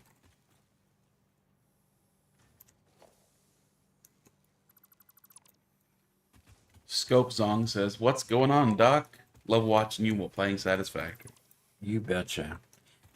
What's going on right now is I'm literally getting to the point of destroying my little rat tail factories and beginning to conform this to a decent standard. I think a lot of these small rat tail factories down here, I'm going to just extend the floor out and possibly even break out that wall and just extend the floor out this direction, because my mines are out this direction. So I don't know exactly how I'm going to do this, but it will be done. It will be done.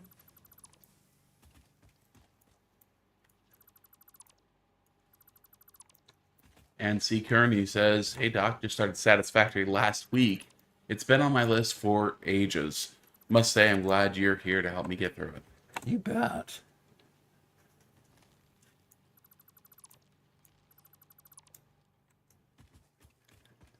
Gallagher commented on the Twitch policy. Said, the quickest way to lose customers and viewers is making it difficult to watch who they want to watch.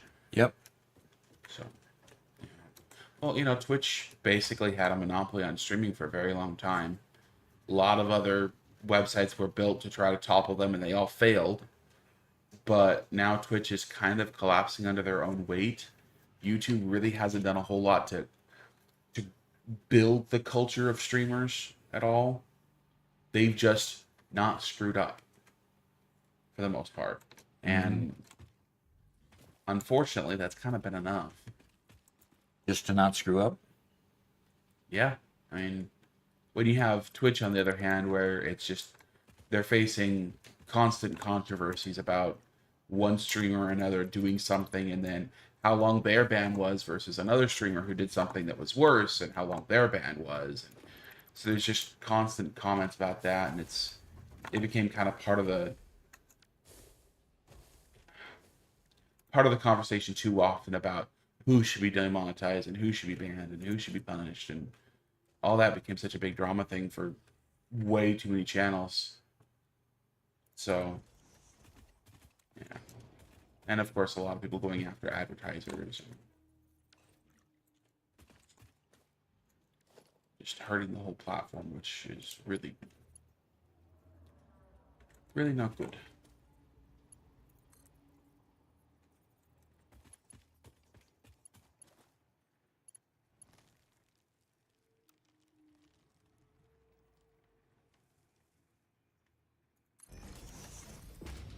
And unfortunately, current events is affecting Twitch just because Twitch now has enough of it has enough people on it who are fairly famous who comment on current day politics that when big political things happen and people on Twitch commentate on it, the backlash hits Twitch. So Well, that's why a lot of those platforms started, banning political speech or being critical of what you could say versus in your political speech and stuff. So I can understand at times why they do it, but gosh, it smacks of censorship, unfortunately.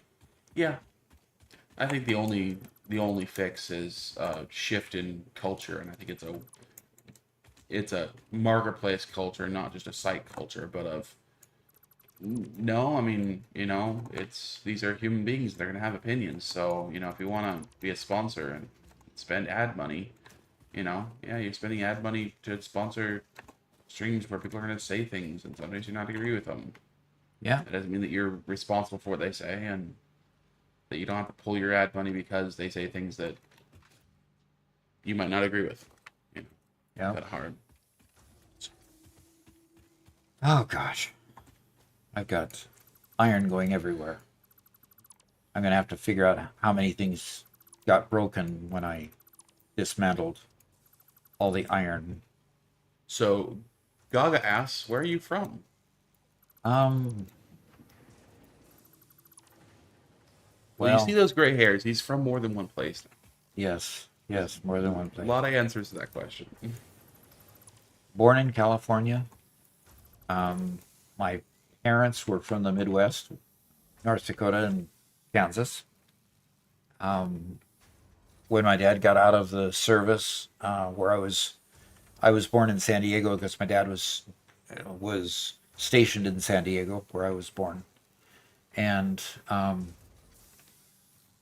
we then left there for him to finish college in at North Dakota State University, and his first job took us to the Seattle, Puget Sound area, where I spent the majority of my growing up years.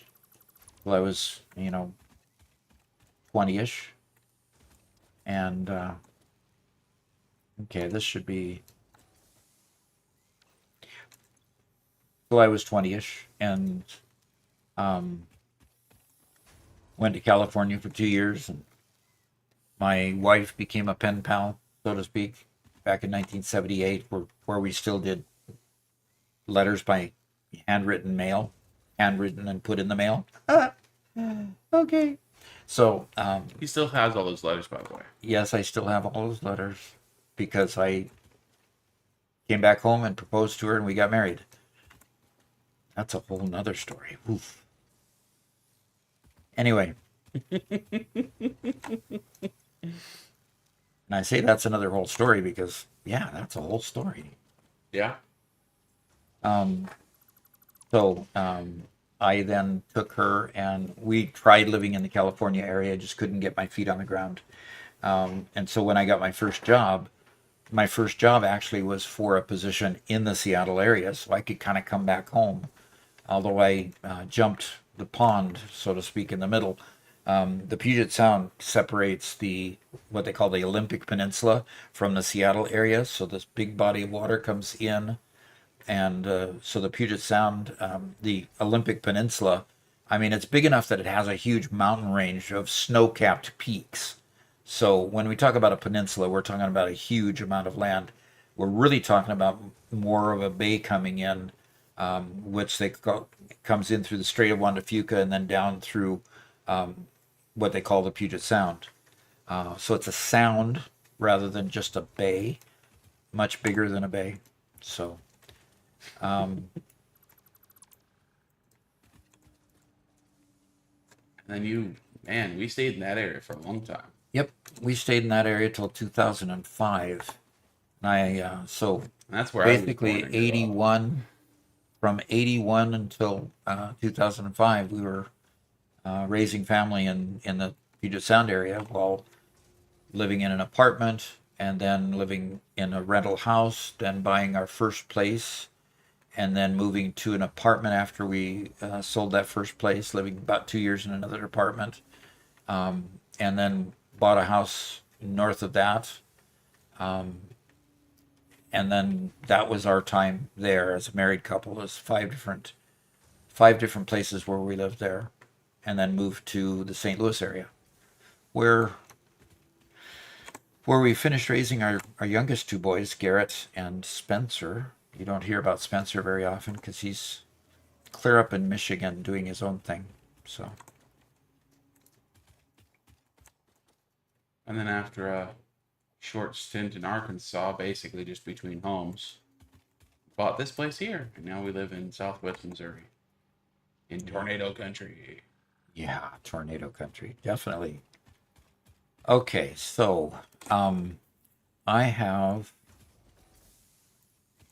So anytime, alarms sound and we say, sorry guys, gotta go.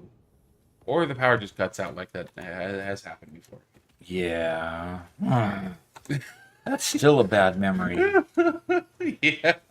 I'm still sore about that. We had a fun stream started on the day we did the POI event, the Pass It On event. We had a great stream going, and we were on stream for about an hour, was it? Yeah. Half hour before POI started and a half hour building in the POI. Then we had a tornado warning hit. And then shortly after the tornado warning hit, all our lights went out because the tornado literally passed about 6 miles to the south of us and ran through the town. Technically, we have the same mailing address as that town, Wentworth. But the town was, I mean, poles down, houses smashed, all kinds of things. Yeah, so that ended our stream, and about 4 days later, we finally got power back on, and so that was a rough week. Yeah. If you ever search online for Joplin, Missouri, which is kind of like the closest big town, it's known for the gigantic tornado that's ripped through it and literally picked up the local hospital and shifted it on its foundations.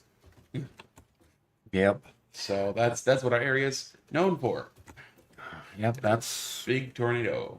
Yep, big tornadoes. All right. But we live in 1920s homes with stone walls, which have stood the test of the last 100 years. So, Yep. Okay, I need to make some foundations here. I need to start extending this out so I can start rebuilding some of these things.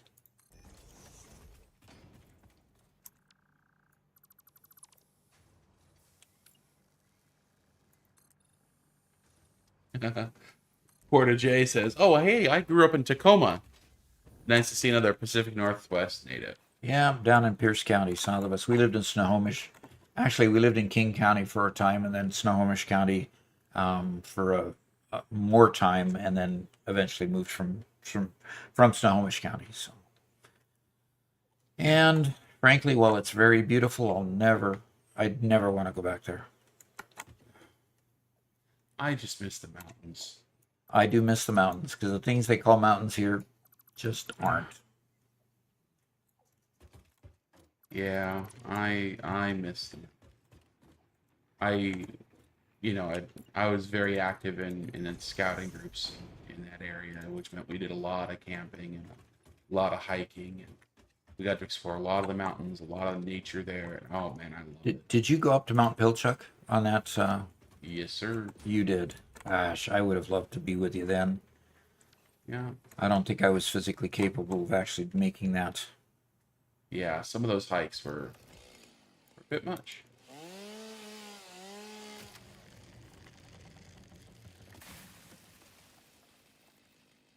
I'm glad that when the trees fall, they don't destroy anything. You know, they Yeah, decided to make the animation, which is scary enough, when it's falling on you. But sure.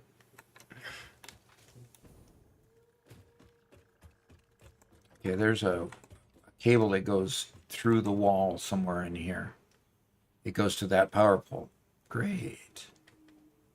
Great. I love that. Archon says his kids are the real reason for the gray hairs, not the moving. Yep. So Valius asks, "Do you know how to turn ceiling lights on and off without touching a wire or a switch?" Use the clap emoji There you that they provided.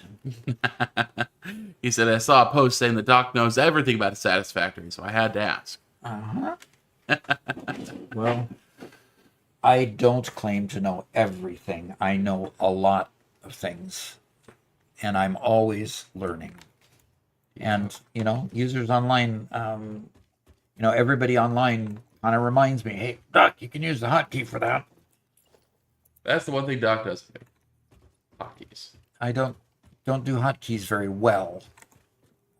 I do hotkeys, to a certain level.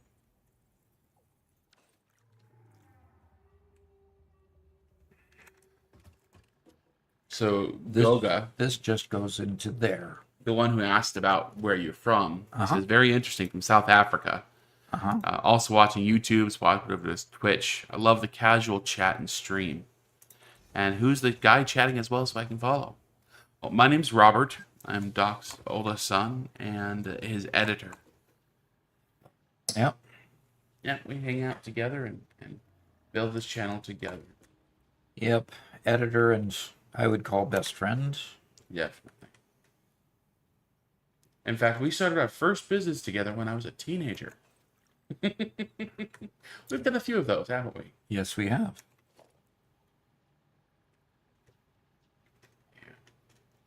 We built PCs and sold software together when I was a teenager. My apologies for that.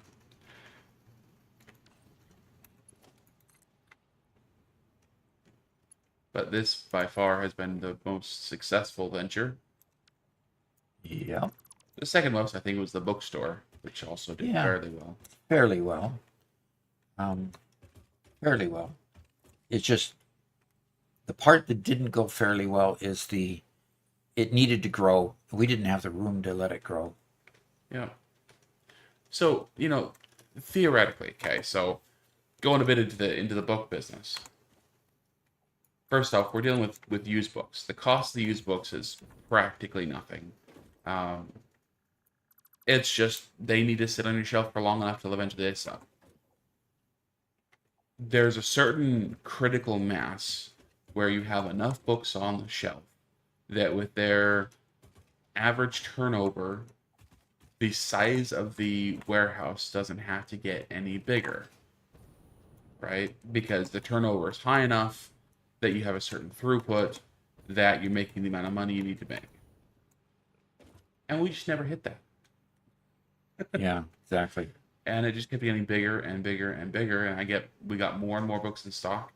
In fact, we've said previously that Doc's a professor. Just this morning, he teaches the database design class. And the database that you use for testing for all your classes is the database that we put together for the bookstore. And so all the data, all the temp data is data that we entered in either by hand or, using one of our automated processes that we developed over time. And it was kind of fun looking over his shoulder this morning as he was grading a couple of very poorly done assignments, if I do say so myself. I was very disappointed with their design of my database. Yeah, no kidding. Anyway. Oh, yeah, I was very disappointed too. Yeah. How do you create a form and then not test it enough to know that it can actually accept data? Oh my gosh. No. Doc showed me somebody's work and asked me how I would grade it out of 100. Like, oh, I get, maybe like a 70. He's like, really, a C? It's good enough to be a C? I'm like, yeah, well, they at least created all the forms. They all function, right? And we And started then looking deeper. Oh, well, this one doesn't work. Oh, and that one doesn't work. Oh, and that one doesn't have the right options on it. Oh, well, they didn't get a 70. No. Nope, they didn't get a 70. Okay, gosh, I'm not sure where to go from here. And so, yeah, if Doc's late on any given day, 50% chance it's because he's grading assignments or answering a student question. Yep. And this morning I needed to get through those papers because, especially in the database design class, they need the input from the previous assignment in order to successfully do the next assignment. And unfortunately, these students don't fix a lot of things. I had one where I was able to give 100% on it. Oh, good. So you're right, they don't understand a lot of things, unfortunately. That's why they're learning. What I enjoyed is, Doc built all the basics of the database and spent a ton of time working on it. And by the end, I was doing quite a bit on my own because, Doc's really good with the database structure, those sorts of elements. Very, very good at building huge macros to do super complex stuff. But because I've learned a bit of VBA, I was being able to write some scripts to do some really neat stuff. Mm-hmm. Yes, I love that business. I still have a massive library in my very small house because Yep, and I have a lot of my library in boxes. Unfortunately. although we finally did get through 4 shelves set up in here. 4 shelves. Yeah.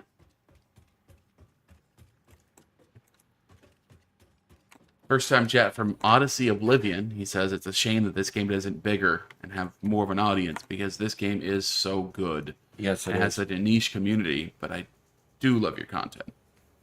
Very good. Odyssey, we do reply on YouTube, but sometimes I talk too much and read too little. My apologies.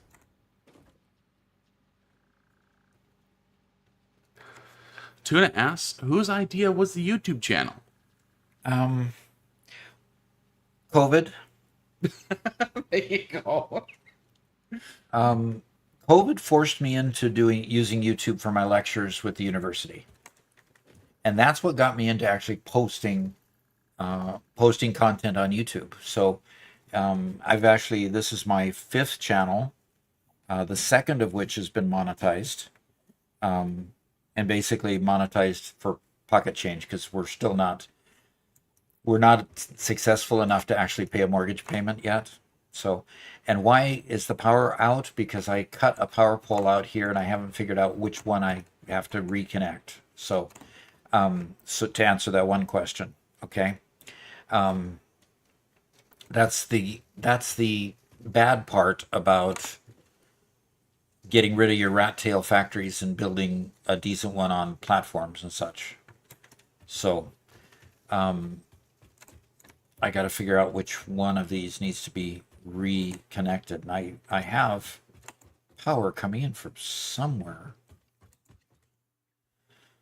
Anyway, need to figure those out. Anyway, so COVID got me posting, and gosh, don't go look at my original ones. Please don't find me. Some of them are just downright embarrassing. We got better at it as we practiced, okay? And Robert stuck with it until he got as good as what you see here now, Yeah, which is pretty doggone good. So I wasn't great at the beginning. yeah, I was pretty terrible. and I wasn't great at getting good recordings either. It was just, yeah, it was embarrassingly bad at time compared to what we do today. It's an embarrassment. Not that we, yeah, it's good content, but you got to get through the fuzzy screens and the weird mannerisms online as I learned how to present and so forth. But anyway, so I did an economics channel, I did a blockchain channel, I did a technology channel. If you search for Microsoft Access, you'll see some of those older videos on Microsoft Access. Those older videos are the newer older videos on the technology channel. Okay. Yeah, we redid the whole series there after we learned a bit. So that one's called Pharaoh's Technology, and that technology channel has worked out really well. Yeah. So where is my power coming from, and why do I not have that power connected in here? Where's my power plant power coming from? I do not know.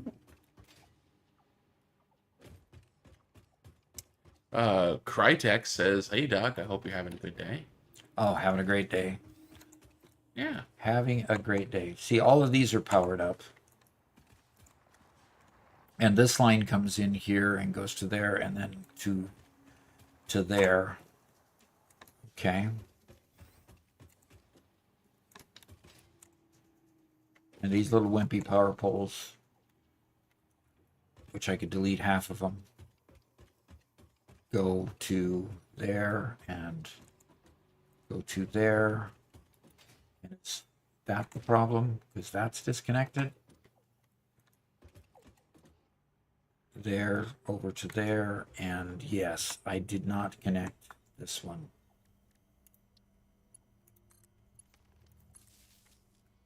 Now let's see if that helps. Yep. That was the connection. I moved this so that it would go to that wall instead of going to a power pole that was sitting right here. And that fixed that. Okay, good for now. For now, yeah. Okay, I've got a bunch of wire there and a bunch of cable there, and I've got to empty my bags and start emptying those containers.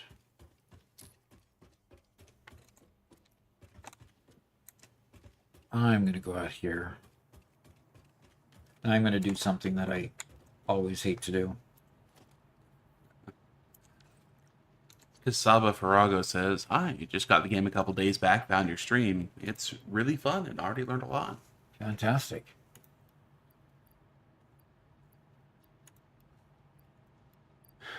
Gaga says, "I agree that Satisfactory is one of the best games. Think on Age of Empires 1, I was always a recourse addict, and Satisfactory was for me. Just like more. I want more." Yeah. Age of Empires was a ton of fun, too. Yeah, I loved that. That was, I think, the first game I really got obsessed with, was Age of Empires 1. And yeah, and we played as a family a lot then, too. Yeah, we did. And I liked Age of Empires 2 also. I mean, um, it was just a matter of, how do you make the time to play was my big problem. All right. Um, the rods container was completely full, wasn't it? No, the rods container is not completely full. Yes, it is. I'm not going to worry about that then.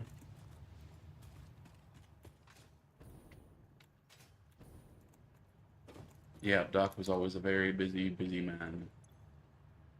Yeah, and then somebody decided to throw building a house at me too. Yeah, yeah,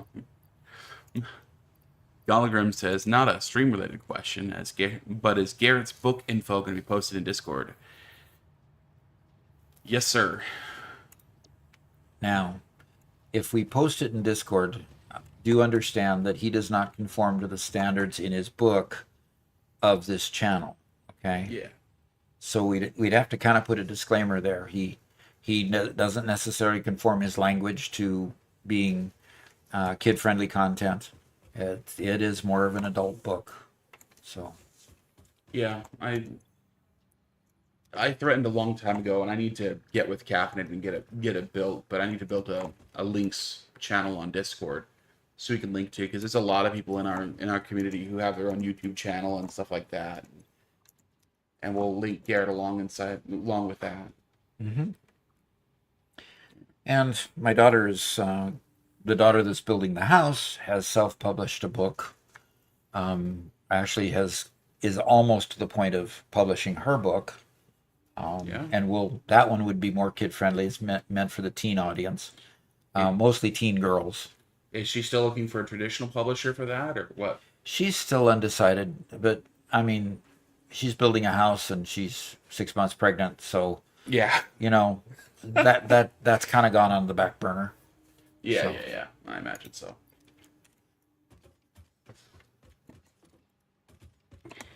Adrastea says, in Age of Empires 2, I could beat you in 16 minutes with a large army of mounted archers. Yeah, that's one thing that discouraged me is that, man, Robert would come and just slaughter me after a while. Yeah, I definitely took the brute force approach. Yes. Just mass produce everything. As soon as I took some territory, I'd build a new workshop closer to him so I could just turn them out right in his face. And he just, like I said, he slaughtered me. He showed no mercy. Yeah, but Mom was still the best of the game because she wouldn't attack you. She'd just take a couple of monks, put them in a boat, sail all around the map, Go convert everybody. and go start converting your houses. It's like, wait, what?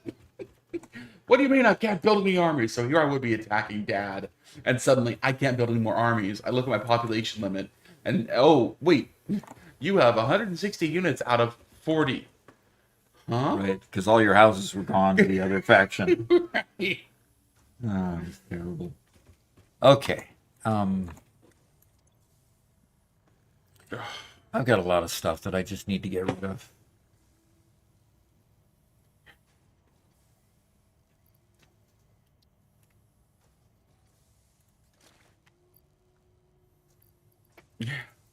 Oh my gosh. Okay.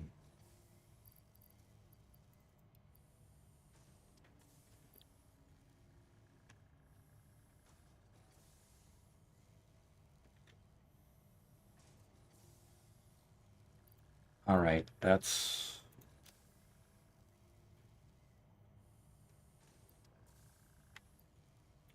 All right. Back to the sink. Oh, man. Come on, you can go faster than that, can't you? It's still Mark 1. I meant to upgrade that instead of dismantle it. Variety is one of those things I've always done some of and always wanted to do more of, never have the time. You know?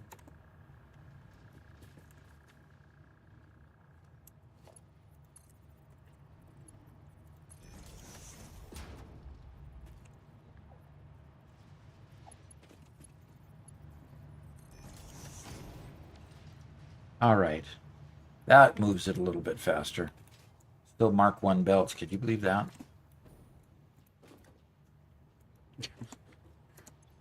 Okay, now it's emptying at some decent speed.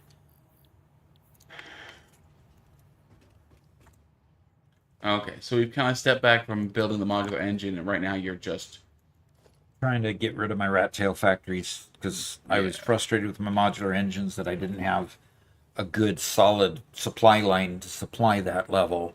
And this is the conundrum you get to when you get to these more complex builds, when they force you to do phase three, which is after tier four, and forcing you to do phase three really forces you into using a manufacturer for the first time. And then you've got a whole supply line that goes with that manufacturer because I've got like four levels deep of a supply line. Right. And if that supply line doesn't keep it full, you've got a manufacturer that's doing one part every 2, 3, 4, 5 minutes, and that'll never Hmm. get you to 500.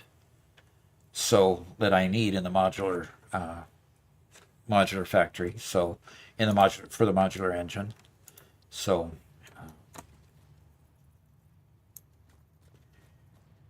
that's kind of my conundrum at the moment.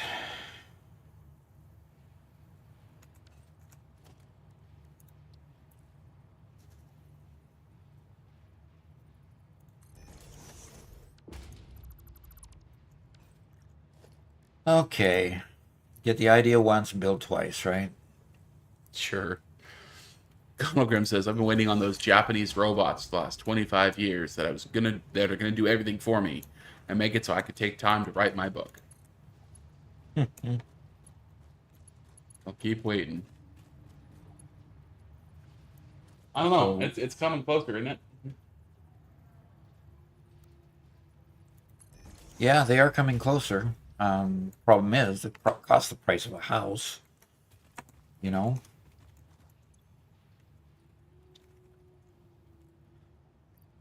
and that becomes challenging in and of itself. You know.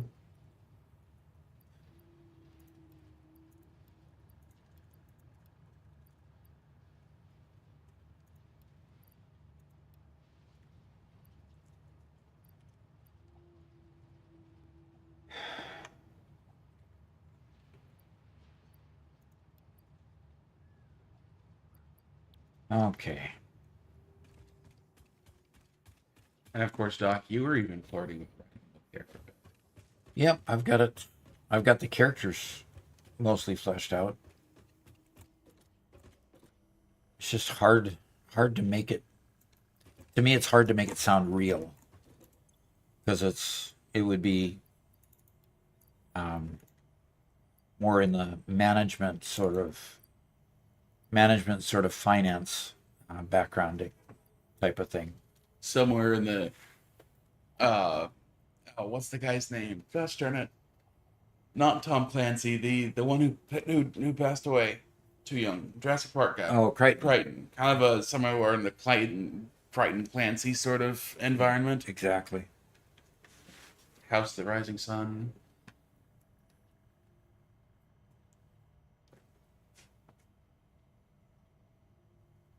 Man. I have not read a single one of Crichton's posthumous books. You've recommended all of them, Yeah, they've been good. but I just haven't gotten to them. They've see what's happened with Michael Crichton. I started reading Michael Crichton when I was in high school. That's when he came out with his first real published book under his own name, Mm-hmm. called The Andromeda Strain, which was later made into a movie. A lot of his stuff was made into movies. And I started reading him then, and all of his books are about a different topic. All of his books, none of his books continue one topic to the next unless you read Jurassic Park, where he created Jurassic Park and then Jurassic World. But all of his books have totally different storylines and totally different character sets and everything.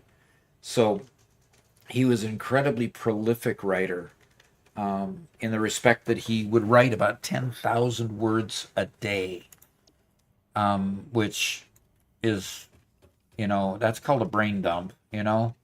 It's amazing. Um, Garrett also wishes that he was able to um, to write that much. And he's, he's doing a fairly good job of writing 2,000 words a day. So, Well, he's actually been, on a writing day, he's in the 5 to 6,000 word range. okay. Okay. But Very it's good. he'll have a writing day, then he'll have a day off. You know. But Michael Crichton had a specific room where he went and wrote. And the problem is he'd get discouraged with a storyline and it would just reside on his hard drive. So when he passed away, he had several books that were partially written on his hard drive. And so what they're doing is they're going through all of his saved files, finding mostly written books, and they've published 3 of them posthumously. With ghostwriters that were appropriate to the particular storyline he was writing. So last one was James Patterson, was the ghostwriter, and can't remember all of the other 2 books. But yeah, they've been enjoyable reads. Also, it's kind of neat to get back to reading a Crichton book again. So, Michael Crichton, incredible guy. Went to school to be a medical doctor, and he wrote his first 5 books while in medical school and going through his residency. Was afraid to tell his professors or the dean that he was actually writing books, so he wrote under a pen name, and still had them published at regular publishing outlets, and kept practicing during medical school. Finished his residency, never went into medicine, and just kept on writing. Yep. There's a certain level of intelligence that you see that just seems to be a natural thing that happens with them, where it's just Okay. they go into a smart field and then they find their actual calling somewhere else. Yep. Okay, so upstairs I've got this line of ore coming in upstairs. I've got to go figure out what that's feeding into. Okay. So the copper bore is here. He says, "Hello, everyone." Okay, so it is feeding into an ingot line here.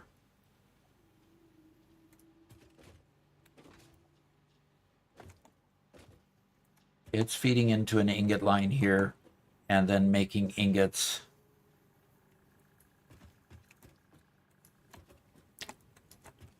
that feed into an iron plate line here. And this thing still has no power. Okay, how much has no power? Just this row has no power. Okay, so this one was cut off from down here. Got to go figure out why that's cut off. And it's receiving power from... Okay. Yeah, it's probably this one that was cut off. So Yep. B says, "I beat my first 2 playthroughs of Satisfactory without smart splitters. What? Yeah. Okay. But I can't imagine my life without them now, or even how I manage all the production logic without them. Thanks Exactly. for the great shorts."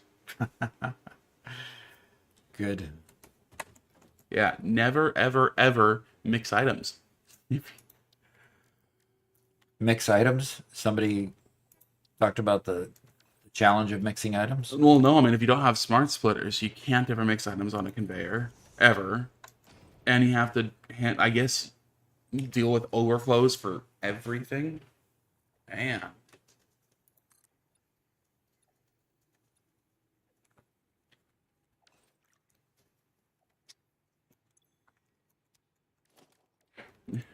Caffeinated says, "This week on History with Doc."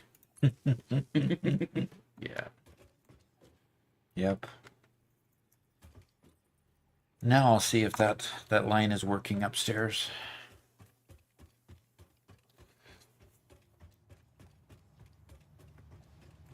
And Adrestea says, "I need to pick up world building again for my epic series." You should. Still out of power. So that didn't fix the problem. and referencing Michael Crichton's 10,000 words a day, Alexa says, well, maybe it's because Garrett has a smaller brain or he has less in his brain to dump. Still, 5,000 words a day is truly inspiring. When I'm writing, I manage 1,000 words at best, maybe 3,000 if I take my ADD medication. Yeah. Yeah. Yeah, that many words, it's just so much, and Garrett manages it. At one point at Garrett's previous job, where he was working, about 50 hours a week because he was out of the house for about 50 hours a week. And then he was still writing around like 3,000 or 4,000 words a day on top of that, which was pretty insane. So. All right. I hooked it up again.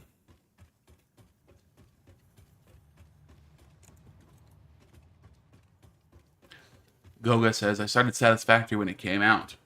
So quite a while ago. No kidding. I built an insanely large platform with a bus line, block for block. The floor took a month alone. Then they brought in Zoop building. Oh, weeks were taking you days. did it without soup. Oh no. Man. Thereafter, water came in and everything broke. Repaired it all and played again. Then there's a new update again. Also, the game lagged too much due to the size of the base.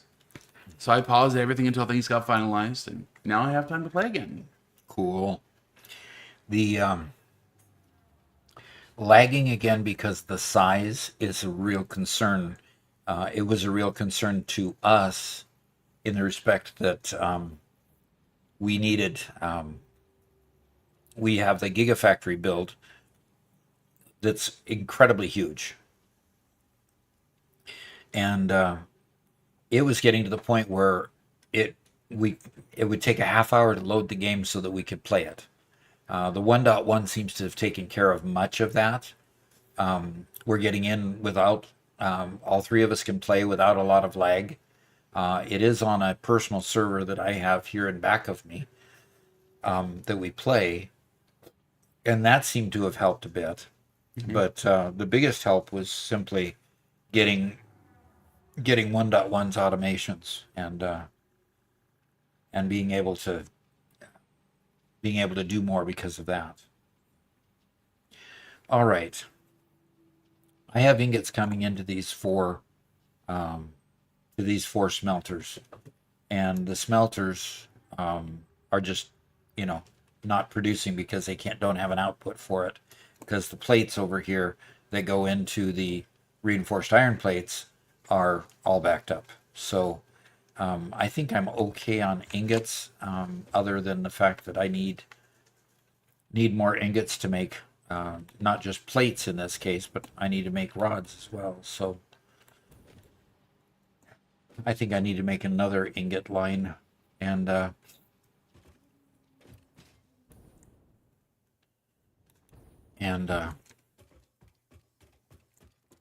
because I've got another line of ingot.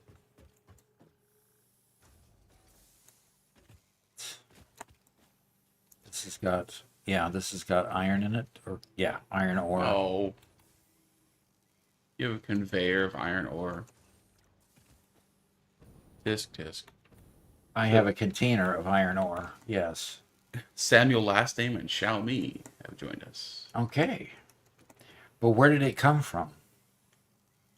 Where did this iron ore come from? Did it come from that line I appropriated for over there? Or what?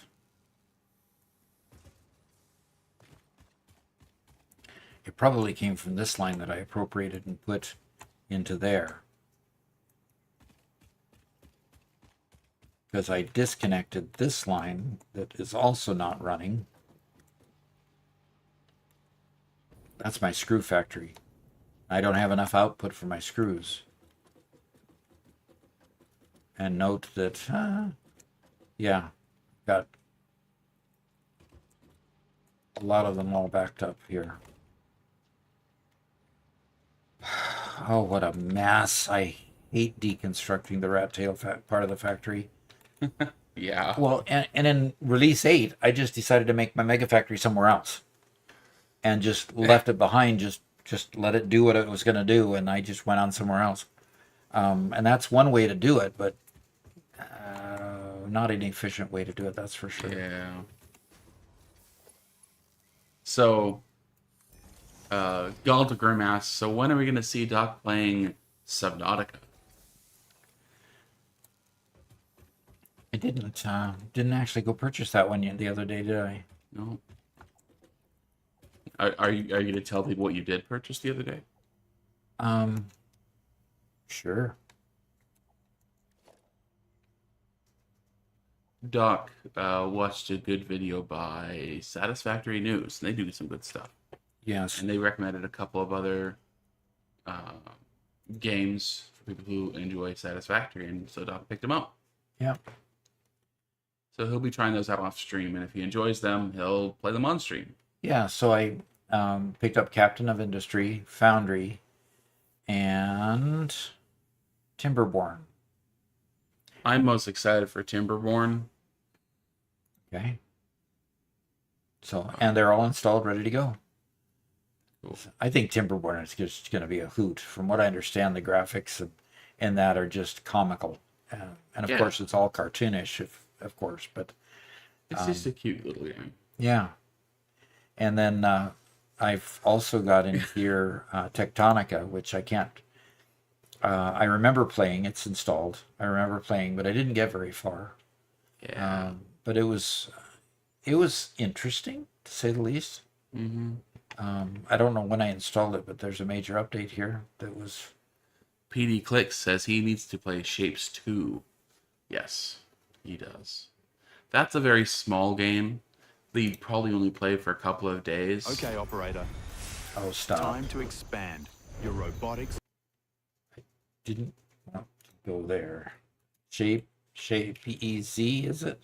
Yeah. So what's this about? So it's a shape building factory. Oh, interesting. And so it's demanding certain shapes, and you have to go through the process. How do you turn the sound off? Good grief, you can't turn the sound off.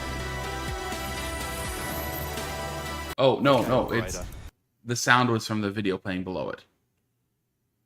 Yeah, that's There, right. There were two videos playing. Okay, operator.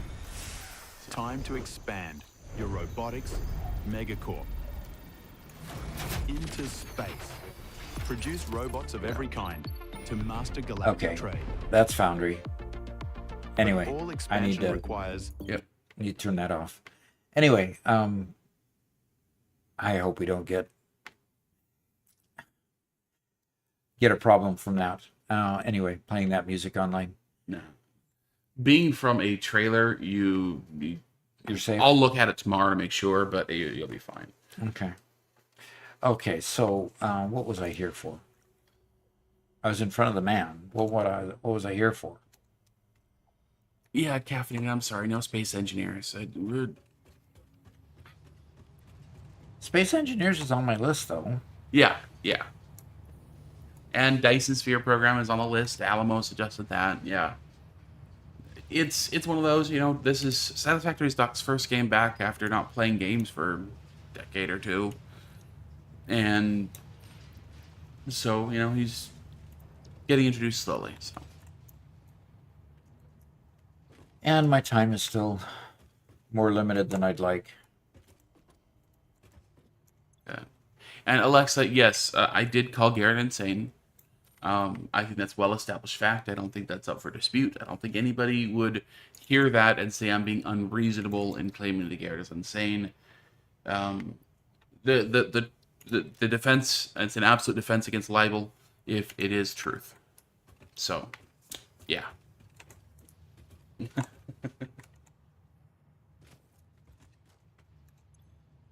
Okay. Finding more things in my bags that should just go in the sink.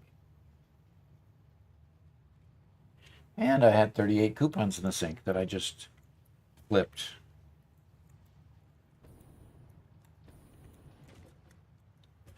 All right. So I do need to make a I think I do need to make a good manifold line of just iron ore, because iron ore is always at a premium. But this floor is just not going out far enough yet, because I've got to get rid of... Let's see if I can get rid of this container. Can I take all out of the container? No. Store all? No. Can I take it all? Yes, I can take it all. Just have to make sure I cut off the supply here. Then I can take the rest of these. And then I can... Oh, this is going to be fun. Okay. All right, that's... And then this can go away. Then that can go away. And what do we have stored here?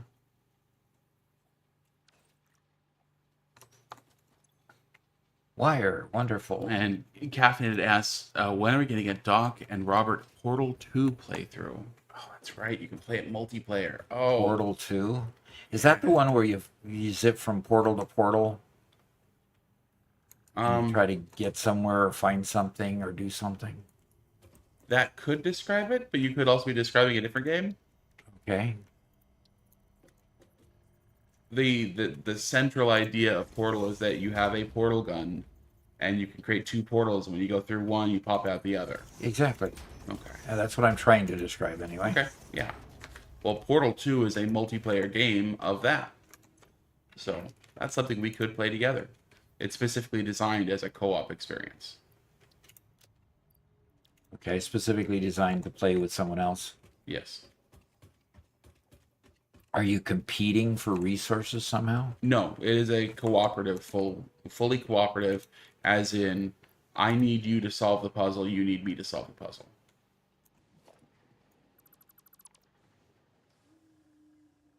Although it's been a while, I'm somewhat fuzzy on it because I thought I played it alone. Maybe there's a solo and a co-op section. I don't.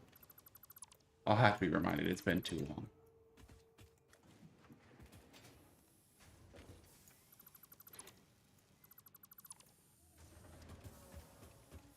Yeah, Captain said, yeah, it's a puzzle game basically.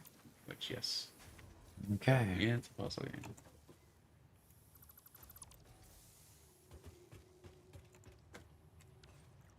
Okay, more. Maybe we need a Doc Plays Classic Games series. You know, we get the best games of various genres and let Doc get caught up on the world and the state of gaming. Caught up on the world and the state of gaming. Yeah. Interesting. Let you play just the greatest hits. So that means I get to go back and play Duke Nukem?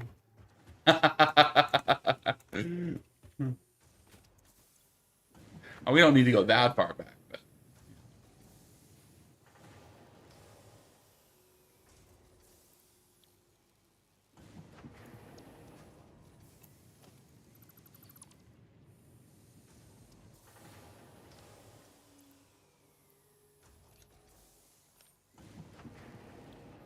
I actually threw something in the trash, Robert. Just wanted to let you know. I appreciate you.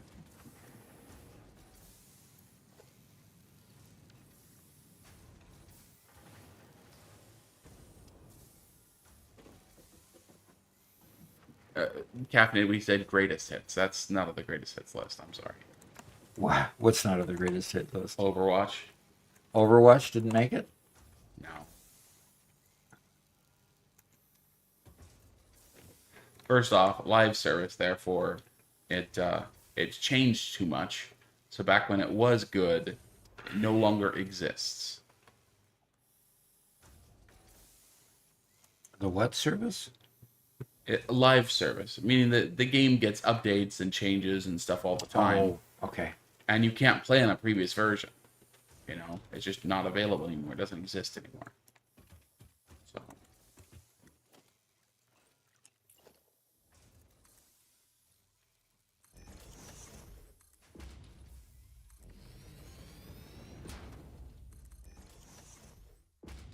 No, I think we'd still stick within your general genre. You know, maybe some a little more puzzle games, that sort of thing.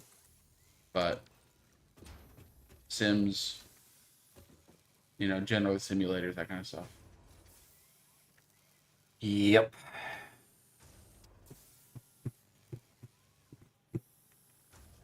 Stuff that doesn't require Twitch reflexes.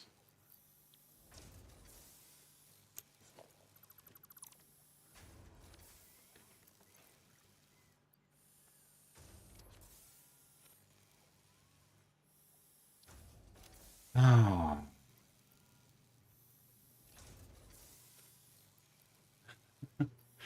Okay, so there's a Portal solo and co-op mode. Okay, good. That's what I thought I remembered. But Corda J says Overwatch 2 is amazing right now. What do you mean? I mean you're crazy, Corda J. Oh. What No. did Caffeinated say this time? No, he wants me to play Overwatch. No, I need your editing time more than I need you to play Overwatch. Say that again? I need your editing time more than I need you to play Overwatch. Oh, okay, good. I'm sorry, Caffeinated. I'd love to, but my boss just called.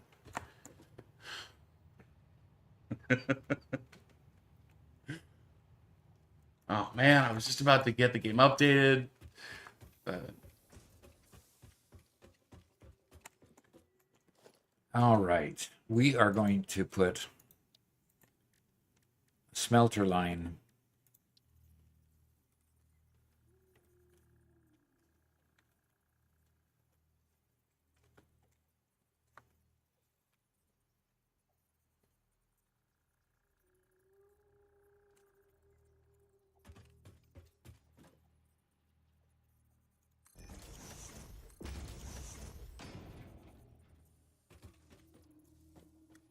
Algrim says, "What if you were offered $500 an hour to play Overwatch with Cav?"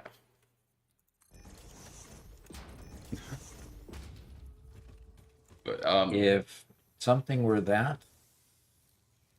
yes. Why would anybody want to watch me? Well, for $500 an hour, would you do it? Well, that offer is tempting, that's for sure. Yeah, I would absolutely play for $500 an hour. I play Overwatch for $20 an hour. You know?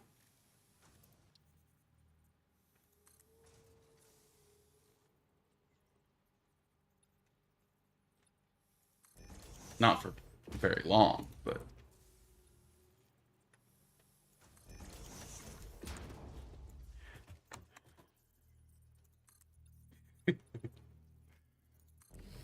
Mason Lindquist says, "Hello, Doc.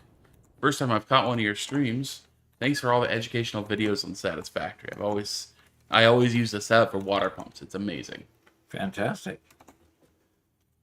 Well, watch today's short that just came out. Let us know if that helps you out at all. That's also one on water, on the variable input priority junction. About that for a mouthful. Yep. Kind of like a smart splitter for kind of like a smart splitter for pipes. Yeah.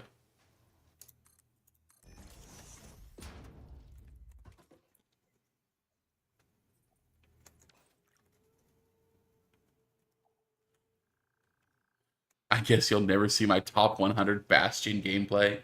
Top 100 and Bastion do not belong in the same sentence. Although I will say Overwatch 2 Bastion is better than Overwatch 1 Bastion. That's one thing I will concede. But getting rid of that second tank, I'm sorry. I know how much people hated the shield meta, but when I played Overwatch, me and my brother together, me and Spencer, both of us were tanks. And man, that was so much fun. We actually played, he'd play D.Va and I'd play Winston. And we'd dive in and snipe, kill their healers, dive in and take points, But super well coordinated pair. It was a lot of fun.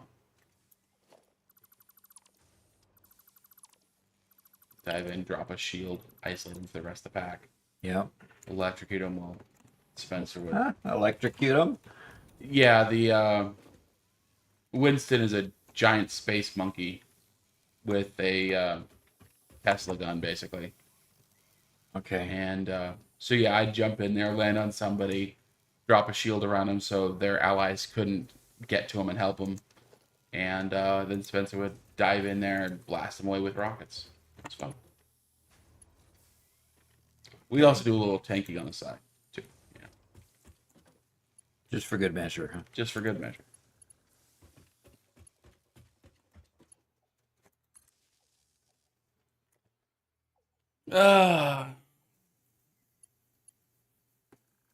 Evgeny Garanian says, "Hey Doc, hey chat." Hi. And Sebastian says, "Hey Doc, have you ever considered doing more niche, like lesser known automation games like Tectonica or Foundry?" I just bought Foundry. I have played a little bit of Tectonica and like to play more. So yeah, I have considered playing both of those. Yep, he bought Foundry just yesterday. Just yesterday. So yeah, he's gonna give it a shot. Give like probably the first 5 hours or so playing solo, figuring things out, and if he likes it, it might make its way to stream or YouTube.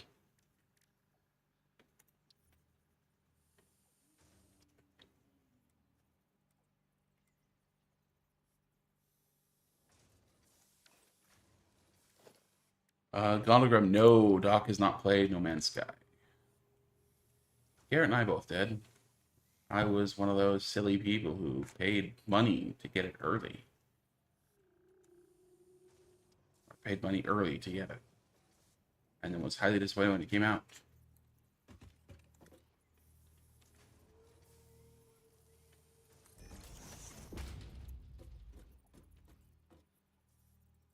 I think came back to it like after the big update that everybody said fixed it. And played it multiplayer with Garrett. And it was great until like the little story beats started happening and they all happened to Garrett and not to me because we were playing multiplayer and we were playing on his world. And that sucked all the fun out of it.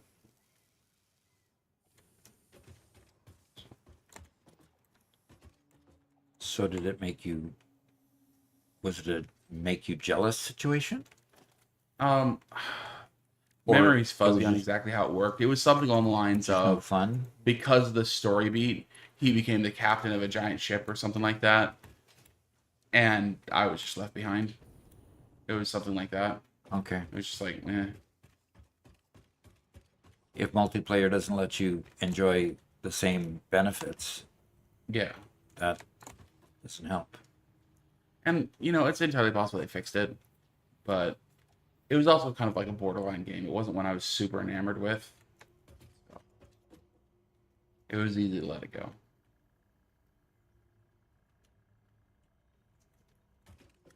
What am I in here for? Oh, encased industrial beams.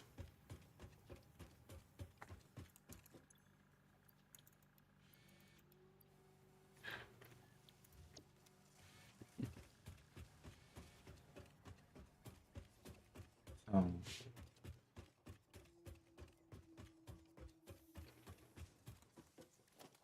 All right, let's. Beldagram says that I bought No Man's Sky about 4 years too early. He says it's great now. Maybe.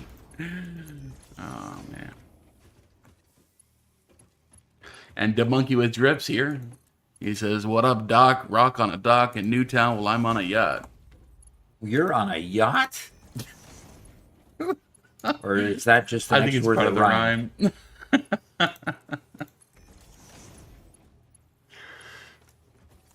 Porter J also enjoys No Man's Sky. Well, maybe I'll have to give it another shot. No Man's Sky is a very, very big open universe procedurally generated expanse where you can take your ship and fly anywhere you want, land on any planet you want, and gather, harvest resources, build a base, do a lot of cool open stuff. Fly into space stations, trade with people.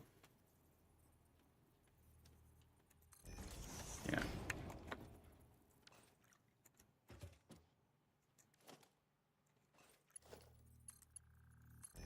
I'm pretty sure that sometime within the next 5 years, Doc is gonna get sucked into one of the big space games, and we'll never see him again. The only question is, which of the big space games is he gonna get sucked into? Okay. We'll wait for that prediction to come true, I guess.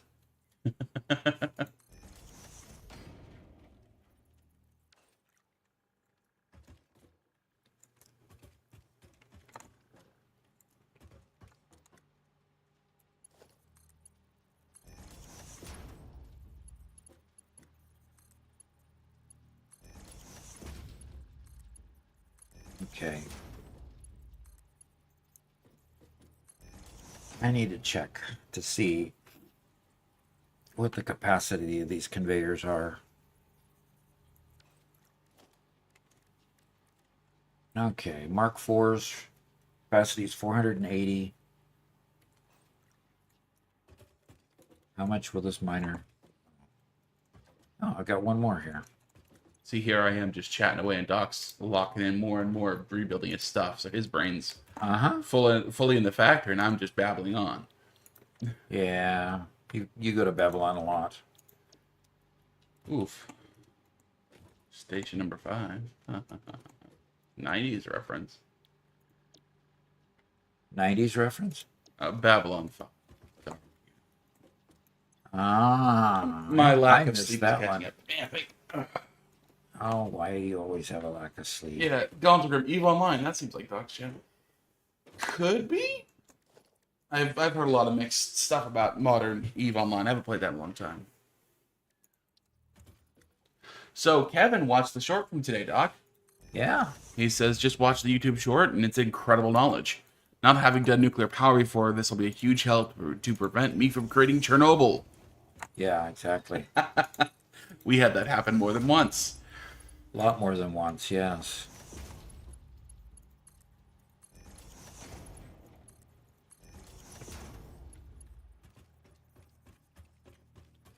Okay, those can bring in 480, and these will consume each 30. So that means I can do 6 of them. No, that'd be only 180. How many? I've got a minor Mark II out here, don't I?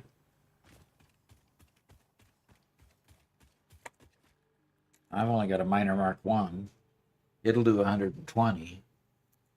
So let's see what we can do to upgrade that one. Production. Let's do a minor Mark II right here instead. Now a minor Mark II will provide how much? Will provide 240. So half of a conveyor. So that's fine. It can do a half conveyor. How much is this one doing? It's a Mark I as well. So let's upgrade this puppy.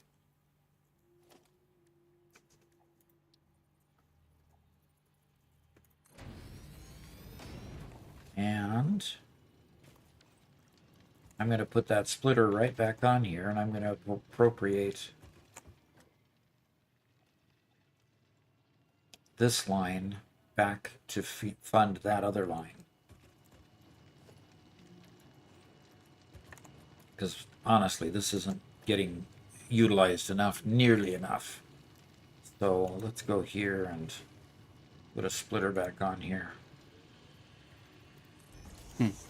So Evgeny also got the stream from watching the short today. So From watching the short. Good. we actually moved our release time of the shorts to happen kind of at the beginning of our stream to bring more people in so we can hang out and have fun with you guys and chat and answer questions about the short if you have any. Yeah. That seems to be working. Yeah. Helping people to find us. That's the key. The key to any channel is just to make sure you can be found by the people that want to find you.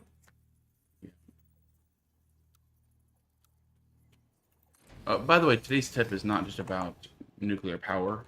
the original use case for it, which we need to actually go and implement now, was in when we were doing aluminum. I need to have that loop back of water. But talking about nuclear meltdown is a better story for the short. Yeah, because the same case exists in both instances. So, Yeah. yeah. Okay, those are ready to go as soon as we provide power to them.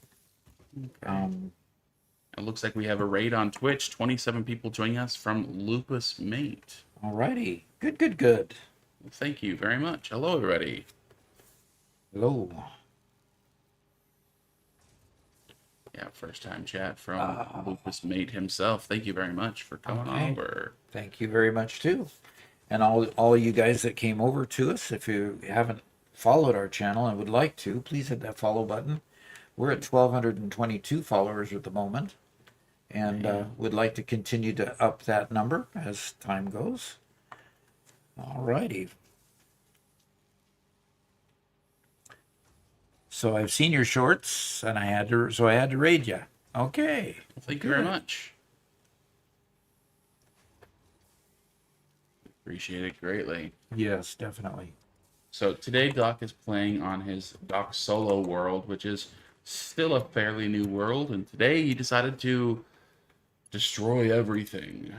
Destroy my rat tail factories and begin building a decent factory in a building on a platform. Yeah. So I'm powering up one of my first real production lines for ingots.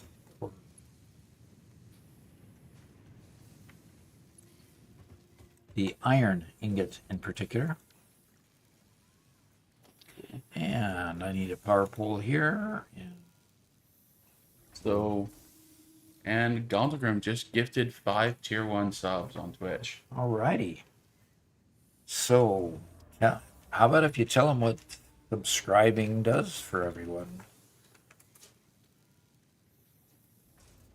So, one of the coolest things about subscribing is, and this includes anybody who's been gifted a subscription, you can join Doc in playing, especially this next Monday. During this current time slot, we will all be joining in a Satisfactory world together, building out a brand new world. We're going to start in Paradise Cove off the coast in the southwest corner of the map.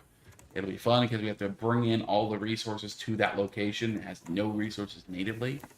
And it's going to be a whole lot of fun, all of us joining together to build up and play together. But in addition to that, we have a Minecraft server that we all play on together. And Doc joins us about once a week or so, join him to play on that server.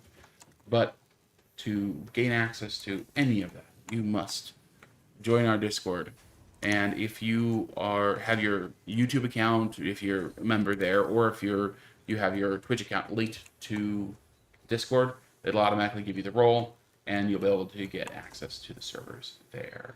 The Satisfactory server is actually currently up with a test world in it, where we build all sorts of creative builds, and we have some racetracks there, and you can go in there and mess around and see what we've made in the past. So we'd love to have you there, joining us on Discord, hanging out, or on the server itself.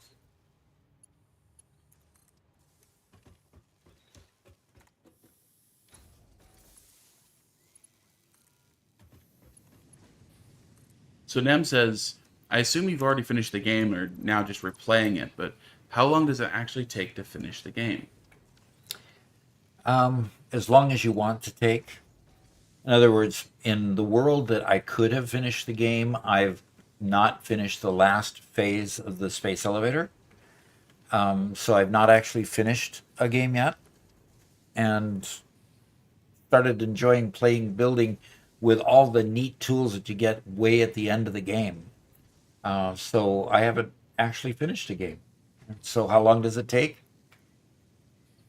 I don't know. I've got how many hours? 1,500 hours in that other one? You have 1,500 hours total. That game is near 900 now. Only 900 in on the private server. I On thought- the release one. Okay. Yeah. So, but that world is also with me and Garrett joining for quite a bit of it. However, the world record speed run is under 10 hours to beat the whole game, which is an insane pace. Most people beat it in 100-ish hours. Sometimes 200 or 300, depending on how pretty you want it to be.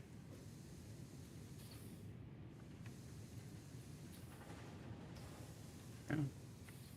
Okay, Kevin's heading out. Have a good one.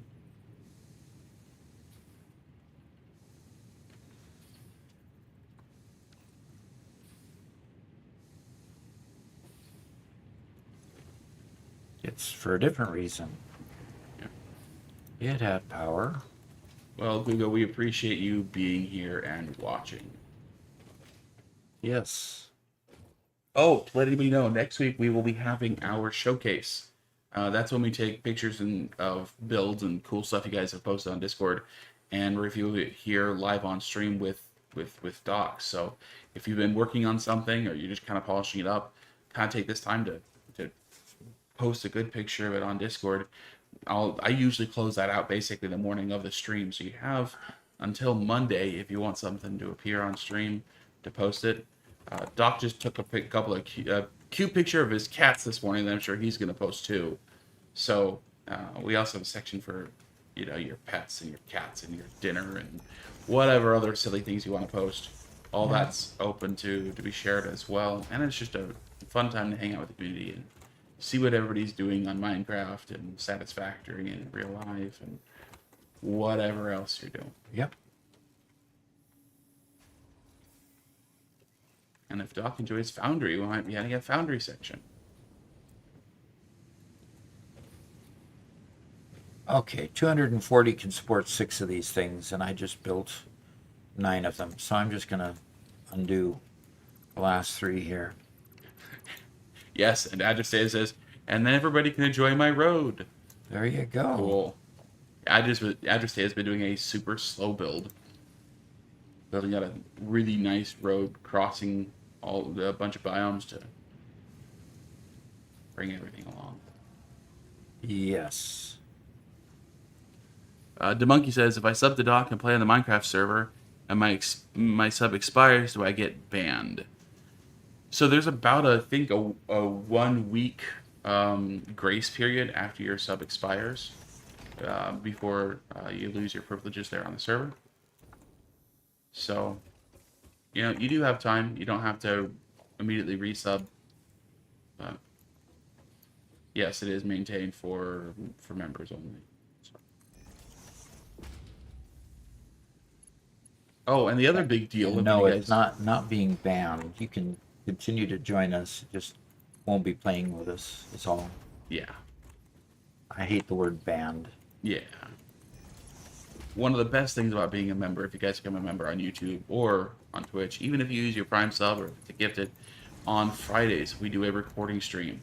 That's when Doc makes his episodes, and you can join us for those, and you can come hang out while Doc films. It's a bit laid back, a lot like this, but with only, excuse me, usually around a dozen people or so are there every week, and a lot more personal hanging out. Doc will often go and tour somebody's base, or do stuff like that, and that's a lot of fun. Yep. A lot of fun. And Robert, do you need to turn the air conditioner on turbo or something? I'm doing okay over here, but if you're getting heated up, let's do it. It's 78, getting a little toasty. 78. That is on the toasty side. Yep.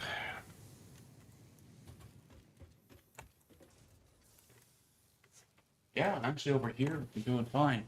Huh, interesting. Luckily, the fans are doing their job, which is really nice. Monkey says, if I posted my silly pics on there, I'd get arrested. Okay, then.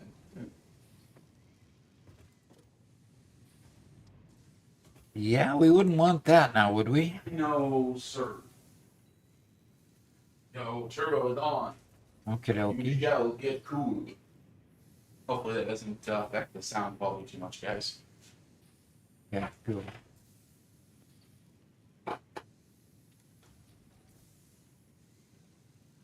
All righty. I have my first ingot line here. I need to feed that into a Gondogrim, it's 78 degrees indoors right now. yeah, indoors. It's like 90 outdoors. So Yeah, a bit of a heat wave at the moment. Let's see. a heat wave for this time of year, put it that way. Yeah, heat wave for the time of the. It's actually only 87 at the moment. It's gonna get up to 90, but it's only 87 so far. So, Oh, come on. Make a and liar out of me. Okay. JoJo just became a member over on YouTube. Fantastic. Thank Hey, you Jojo. very much. Look forward, if you can, to seeing you on Monday, then when we do our group thing. And then on Wednesday, if you play Minecraft at all, we could see you then too. So And Caffeinated says, and sometimes we hang out after the Friday streams, which is his favorite perk of being a member. because the servers stay up all the time, we don't take the servers down. Yep. So they don't just exist during the live stream. You can keep building and having fun on the server that is up. Now we have several worlds going on the Minecraft server at the you can Monday we'll start a new build where we're going to build a mega factory together. So we're going to start it from scratch and build up to a mega factory, and see how well that goes. Kind of work on everybody learning together how to configure and build a mega factory. So and that's the one we're going to do out on Paradise Island. It's got a good bit of ocean right next to it that we could build out over the ocean and be pretty much unlimited in space to the north of the island, and have several things built onto the island itself. So that'll be our base there. So we're gonna have a lot of fun. A lot of it's an area that I've not built in before, so that will be way cool. And in fact, on our main playthrough, we haven't even discovered that island. Because there's no reason to go out there. Yep. Now 6 times 30 is only 180. Why am I having a hard time with math today? So I can build 2 more. Sure. Sure. Sorry, I couldn't come up with a good answer. Oh, good, because there is no good answer for me not figuring that out right at the beginning. Doc is a math guy. Yeah, you would think that I'd be able to do that I mean, just to give you an idea, my wife used to have me, as we walked through the store, add up the cost of all the product that we were buying, not on a calculator, just in my head. And we go from one product to the next product, and she'd kind of have a tally of how much she was spending as she walked through the store and bought things. Of course, this was when we were much more poor and had to be concerned about that more than we do now. So she'd have me be the human calculator, basically. And that was kind also of back fun. in the era when keeping a calculator on you in the store was probably a little more of a big deal than cell phone is today. Yeah, exactly. Now we just open the Walmart shopping cart, put it in the shopping cart, and we can keep a tally running just that way too.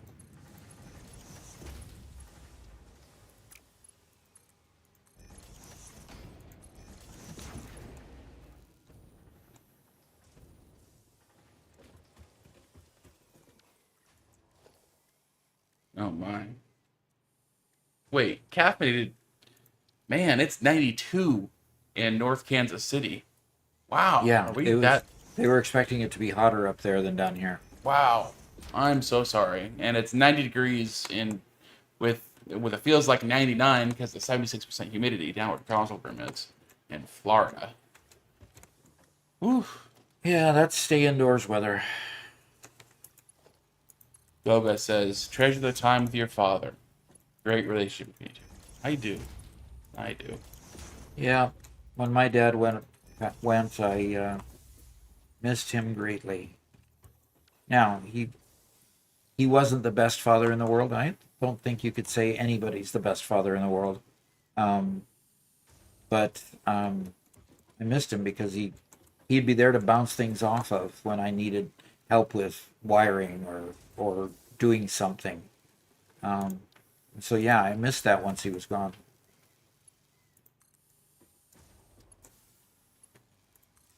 Yeah.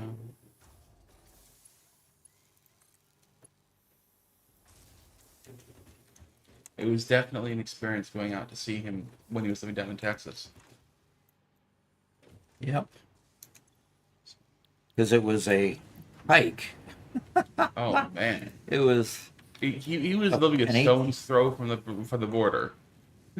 down at the very southern tip. So he was a stone's throw to the Gulf of Mexico and a stone's throw to Mexico. Yeah, So yeah, clear down in man. Brownsville. So In fact, we went to see what's the set of islands out there called? we took a little ferry out there. Can't remember. That was fun. That was fun. Yeah. And then one of the times that Mamadoc and I went down, um, we were able to go out on the beach there in Brownsville, the beach that faced the Gulf of America. So Yeah, yeah. But okay, so these are making 240 iron ingots. Now I just need to pipe those into another line that I'm going to make right here to make rods or plates. What do I need? I need rods for I need rods for the rotors. So I need to make rods next.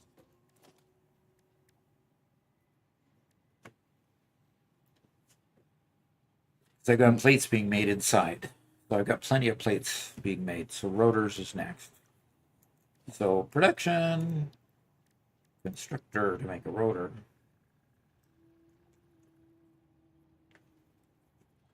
Gondegrim says the Walmart I frequent locally has started to play commercials in the store over their loudspeakers. I'm currently looking for an option that's not Walmart but not expensive. Ugh. Not Walmart, but not expensive. Good luck. Yeah, good luck. They've kind of cornered the market in that way.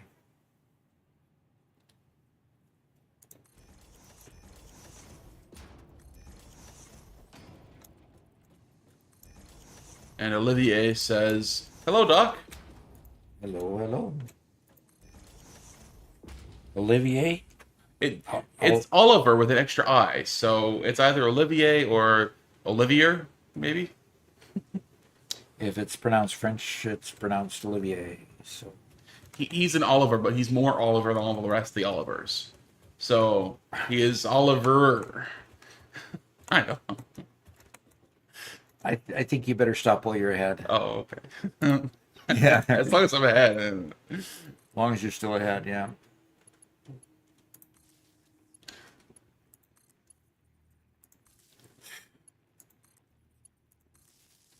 Yeah, at the beginning of the pandemic, when Walmart started delivering, I paid the delivery fee and or their whatever subscription, and basically it's like $90 a year, and I haven't had to visit Walmart in a very very long time. But met a lot of nice drivers along the way. Yeah, Okay. and a few kind of funky ones, you know. Yeah, a few that didn't speak English, Yeah, which you could modestly talk to them because you once upon a time knew Spanish. once upon a time. Yeah.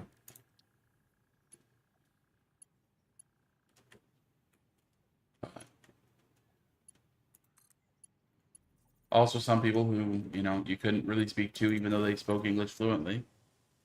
You know, How was that? just people who were self-medicating. Oh, those kinds Yeah, that shouldn't be driving, possibly. probably shouldn't. The weird thing is, and I don't know what it is. I guess in my mind, if you're a delivery driver in one of these situations where you're driving your own vehicle, you're probably not super well off. But I tell you what, the cars these people are driving, we've had we've had Escalades, we've had Teslas, we've had nice cars. Like, on the whole, pretty nice vehicles delivering. And I just always confused. Well, Like, the rest of the story there is probably that they live that lifestyle, but they're living beyond their means. yeah, that could definitely be it. But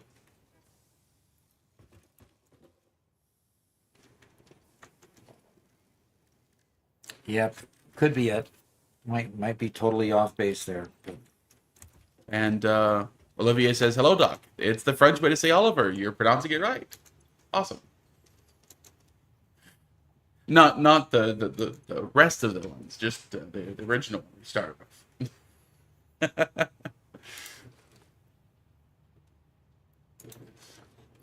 Caffeinated says, "I go to Walmart like once a week. Can't beat the grocery prices. And Yeah. those beloved Walmart waters, Doc and I both hold so dear." yes, exactly. Yeah, I you need your can soda second water. that thought. Okay. Yeah.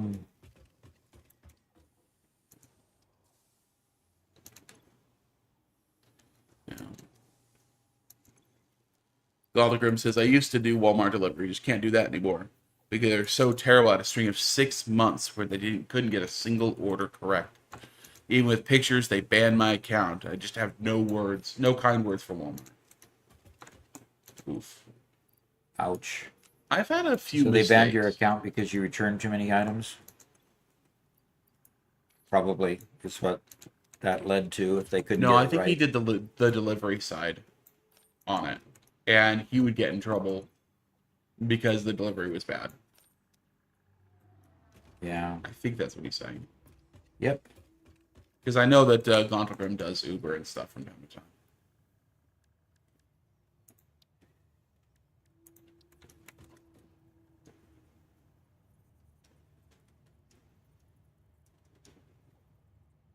I was really disappointed because the first time I got a delivery, the first like 3 or 4 times, it was the same driver. And I was like, "Oh, this is cool. I now have somebody I know and I can somewhat grow to trust." And we talked a few times, and it was like, "Okay, this is cool." And then I've never seen seen a driver more than once or twice since. It's like, oh, well, never mind then. Yeah. It's like getting to know your mailman kind of thing, right? Yep, exactly. You always want to be friends with your mailman. Definitely always want to be friends with your mailman. You always want your mail delivered.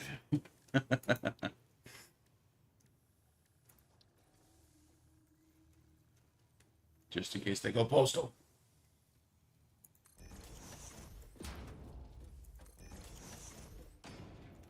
Caffeinated says, "I got a DoorDash suspension for the same thing back during the COVID." Oh, boy.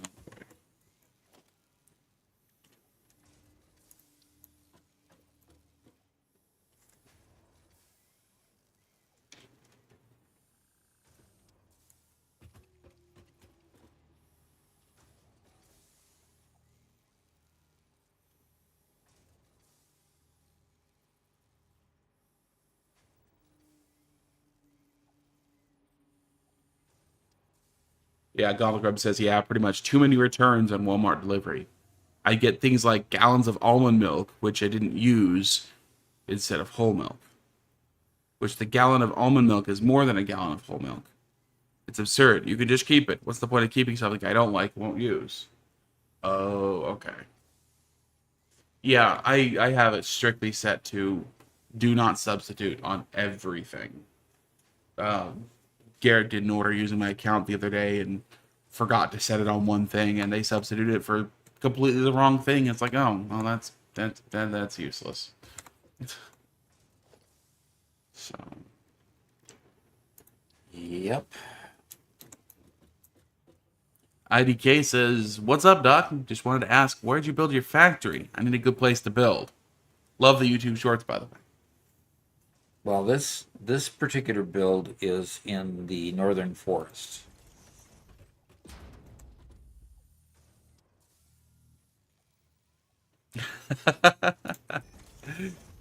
TL Hyken says, "Walmart is undefeated. Arkansas cultural and economic imperialism is unmatched." Cultural economic imperialism. Okay. We actually live very, very close to Bentonville, Arkansas. It's just an hour or two away.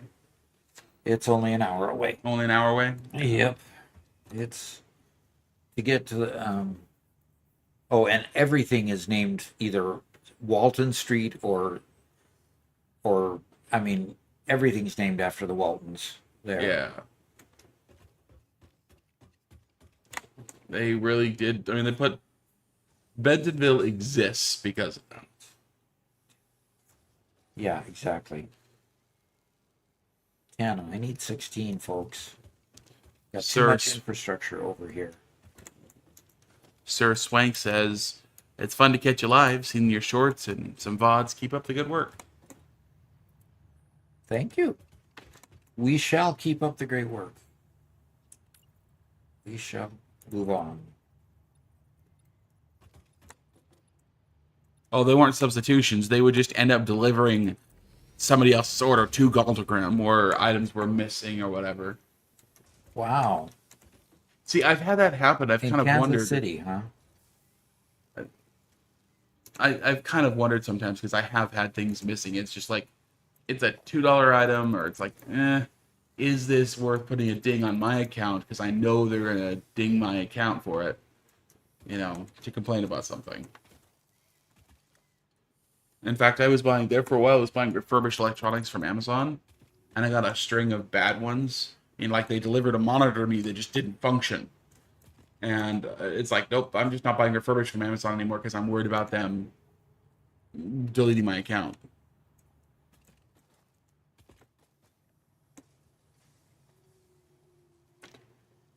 All right.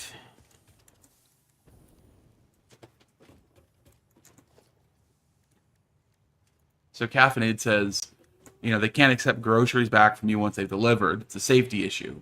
Also, you can choose no substitutions for anything that you get delivered.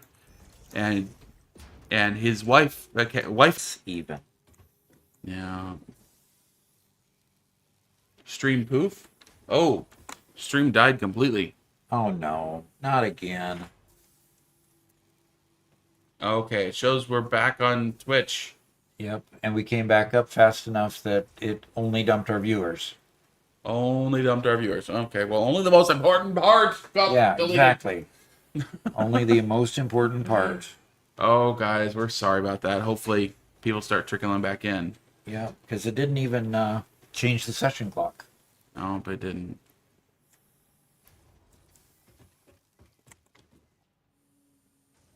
All right. Okay, logistics, and put splitters down here, and there we go. There we go.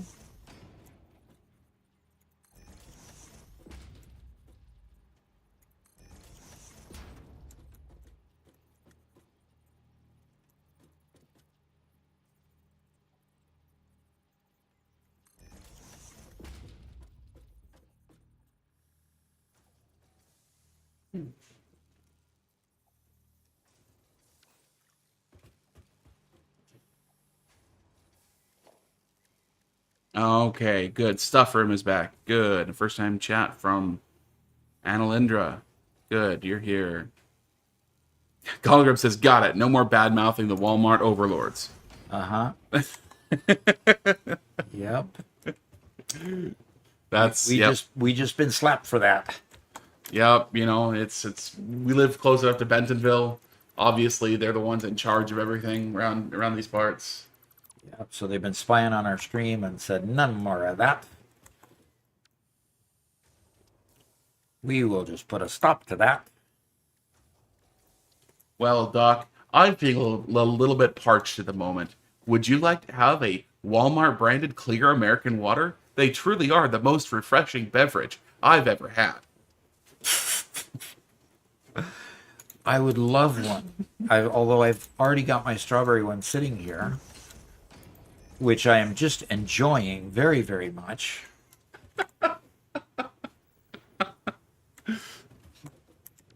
Caffeinated says, they truly are. Let me go get one for my fridge. Wow. What an incredible person Caffeinated is. I'm sure all of our truly best fans love Walmart branded clear American carbonated sodas. We just lost your camera, Doc? Okay. I had a cat fall asleep and almost fall off the table. Okay. And- Give me just 1 second. Oh, there it comes back. Good. Yep, it's back. And so he startled himself. She startled herself awake. Now Mittens is comforting her by licking her at the top of her head. Stuff Room says, I guess I'm bougie with my LaCroix water. LaCroix water. Yeah. Bougie.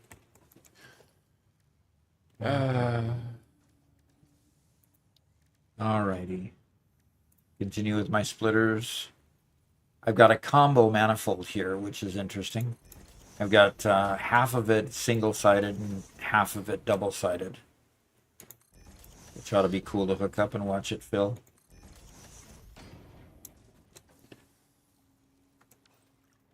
Sir Swank says, those Walmart overlords were a means for my paycheck in the last dark time I had these 5 years. Yeah. Sometimes, don't badmouth the hand that might feed you someday, I never worked for Walmart. I did work for Target for a while. Overnight stocking. Yeah, you actually enjoyed that job, didn't you? I did. And you quit that to go on your mission, was it? Yeah. It was one of those jobs where, because I was working overnight and because I was unloading trucks and stuff, most people who were working there were, middle-aged. This is a job just to get by. It's a second job, or it's, like the wife's job, something like that. Something just to make ends meet. It wasn't their careers. They all just clocked in and clocked out and didn't really care. But for me, it was like, I could put in the effort.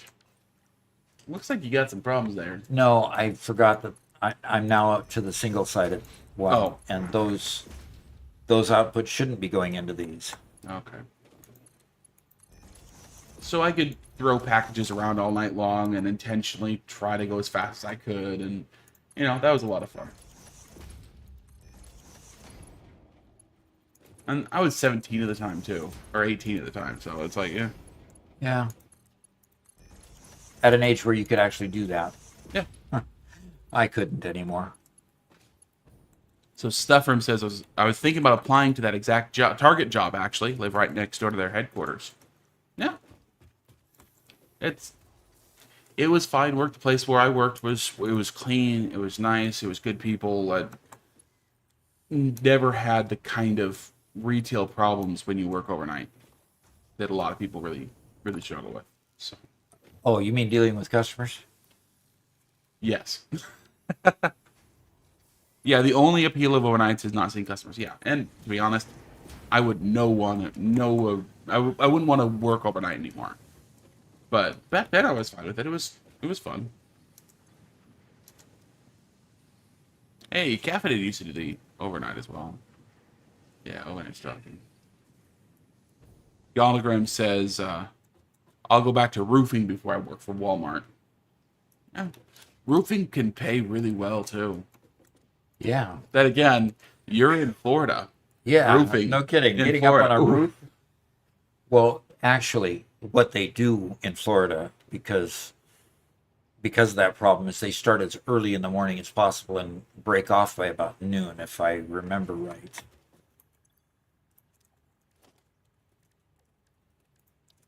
But you can comment on that.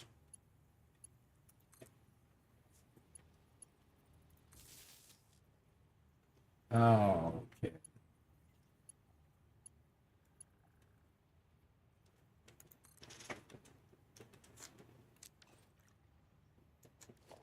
Stuffroom used to be an overnight cab driver. Now that had to be interesting. I'm sure you have stories.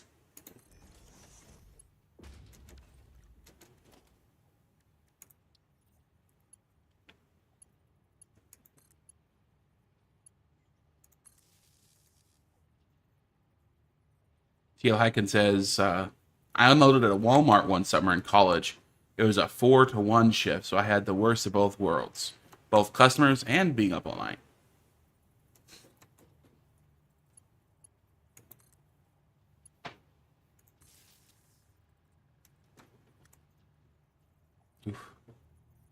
Donlagren says, some places do, some places don't. Some you start at 4 a.m. and don't stop till the job is finished. Weather stops you at the sundown. I did like today, 120 plus on a roof. Still better than Walmart.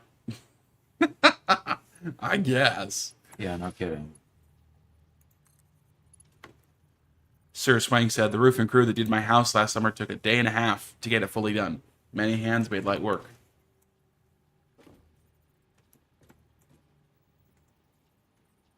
Yeah.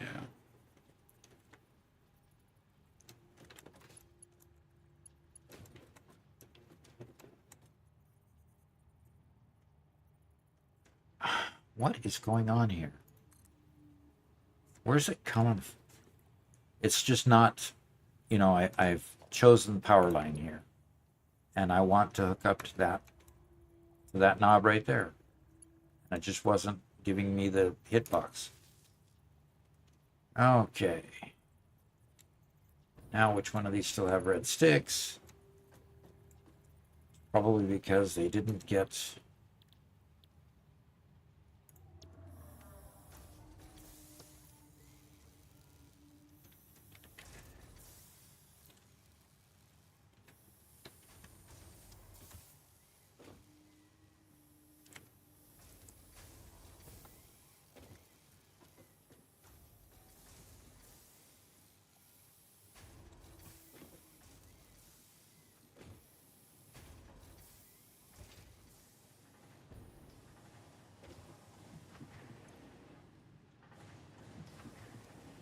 Okay, got to get the outputs connected here. Swank said, I'd rather do an overnight shift than the infamous Clopid type split shift type, where you close with the night before and you open the next morning.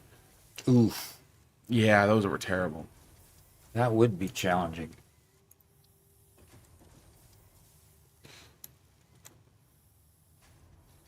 Greta says, due to work, I was in Pennsylvania in 2017. I was kind of shocked when they casually sold firearms at Walmart.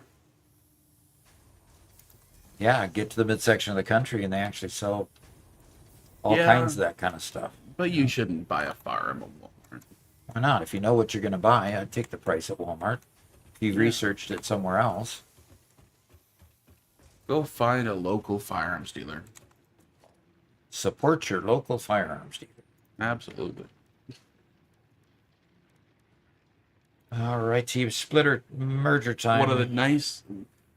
So, whatever your opinions are generally about firearms, generally they last for a good long time. Most guns, when they're resold, unless it's very rare that a gun wears out. Okay? Because there are so few of them are actually really used, which means buying used firearms is a totally normal thing. It happens all the time. I need to take a quick break, okay? Sure. Take You're not over going to this get that thing? from... Not going to get that from Walmart. Even if you want a new one. Greta says, as a foreigner, I guess I was not allowed to buy one anyway. When on the border control in Europe latest, they would have taken it away from me anyway. Yeah, I get that. And to be perfectly clear, Greatest, even if you were American, you couldn't have walked in there and grabbed it off the shelf and walked out with it. You would have had to fill out all the paperwork. They would have had to do all the background checks. You would have picked it up several days later after they did all the checks, right? Being Walmart, they follow the law perfectly in that regard. So Gonogram says, that's the thing I love about the South. Never seen a local gun store without a sign encouraging people to steal. If you can make your way alive, they won't press charges. Yeah. An armed society is a polite society. I believe Heinlein said that.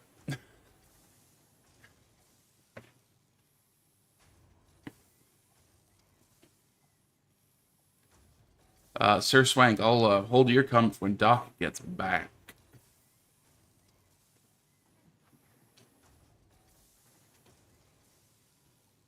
Yeah, I'm very sad at this point. I do own a 12 gauge, but that's about it.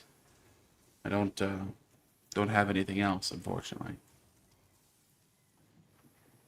98 Act says, I can walk into a gun store and walk out 5 minutes after buying a gun with it. So, first off, do you have an FFL or some other special license for it? Otherwise, didn't think you could. But sure thing, greatest. Okay, that's why. Cheater. So 98 has a federal firearms license, which means you have a dealer's license. And if you have a dealer's license, yes, you can just walk out with one, which that's awesome. Dealer's licenses should come with citizenship. Okay, that's my personal opinion, but generally no, you have to go through the whole background check, all that stuff, in order to get one. So Teal Hyken says, speaking of guns, do you think it's worth it to build a weapons or ammo factory in Satisfactory? I just been spamming at a few at the equipment bench or buying with tickets. Generally, you don't really need to. You don't use that many. We did in our Gigafactory, but that was more because me and Garrett were having fun blowing each other up. But yeah, it's not. Generally, I'd say find the kind of explosive you like the best, and I would recommend explosive rebar because it's ranged and blows up creatures and flora and fauna really good. The Idaho Enhanced Concealed Carry. Yeah, like here in Missouri, we did ask, and we still have, like, you can get a concealed carry license, but it's not technically necessary at all. But it's just one of those things that they recommend anyway, for some reason, which is weird. Greta says, the other thing in Pennsylvania that shocked me was that most restaurants do not serve alcohol, and you have to bring your own booze. It was culturally shocking, as I was not used to that. Yeah, I don't drink at all, but I know, like, at the convention center where I used to work, you have to have a license to serve alcohol. So most restaurants don't, because it's money, it causes extra inspections, extra whatever. And yeah, here in the US, alcohol is much more tightly controlled than Europe generally. And Grim has a concealed carry for Florida, Alabama, Georgia, and Louisiana, depending on the state. Like Florida, you can, if you have a concealed carry, you're cleared to buy whatever you want with no waiting. That's cool. So if you basically you're pre-approved, more or less. So yeah, every state has their own alcohol laws. Yeah. Both alcohol and firearms are kind of in just these weird zones. So pretty much, I don't have to wait to shoot you. Oh, well, thank you. I'm happy to hear that. I'll be careful. Utah's practically a dry state. Meanwhile, you can get liquor at the grocery store in Wisconsin. Yeah. Although Utah's been changing quite a bit lately. So it's becoming a lot more relaxed for that. So Greta says, I don't drink a lot and skip drinking most of the time. But when I go to a good Italian restaurant, I'm used to drink wine. They just simply don't serve it. I thought they were kidding. Yeah. And first time chat from Sir Swank. Oh, jumping over from YouTube. Swank's now over there on Twitch says, that's strange. In North Dakota, almost every restaurant has alcohol. Yeah, it's all different. The alcohol licensing is a state thing. So yeah, a lot of variation there as opposed to most gun laws are, or I should say, because we have a Second Amendment which protects the right to have guns, we have a lot of federal control over firearms, and then specific states who regulate a little bit more tightly, as opposed to alcohol is much more locally controlled by comparison. So.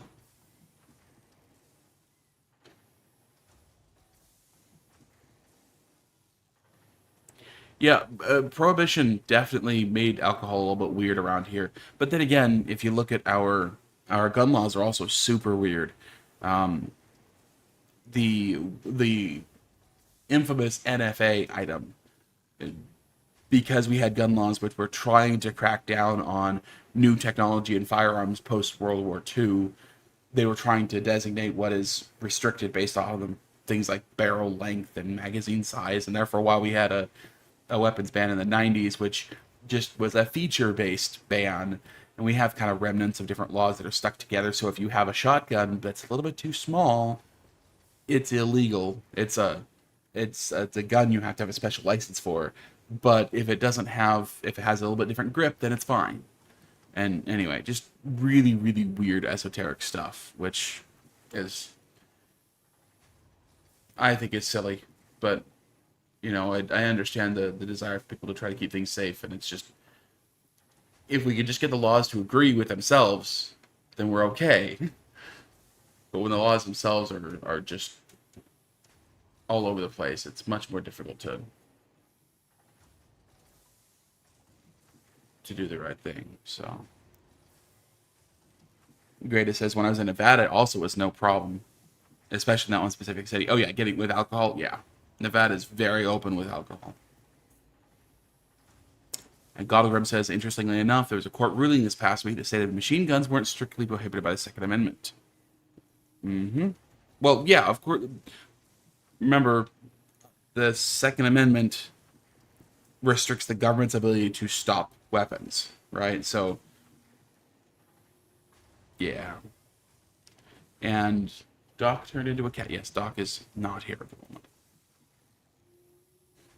I'll have to look up that decision. I know the Supreme Court's been handing them out again, so I'm gonna have to look at that one, see what that's saying, because gun law continues to evolve. The current standard, one of the pieces of the current standard, which I think is kind of weird, is that a gun in common use falls under different restrictions. Welcome back. Welcome back. Here we go. Oh gosh darn it, stream actually disconnected just again. It sure did. By golly. Yep. And it's back again. Jeez. That's crazy. It was Doc coming back. Yep. Doc coming back that brought the stream back. There we go. Yeah. All right. Okay. You pronounce your name Telecon. Okay, Telecon. Cool. And Stuff Room said we've just been talking about prohibition, gun rights, all that kind of stuff. Just the evolution, the state of it. You know, whether states control it, federal government controls it, and Yeah. you know. I'll bet that was an interesting discussion.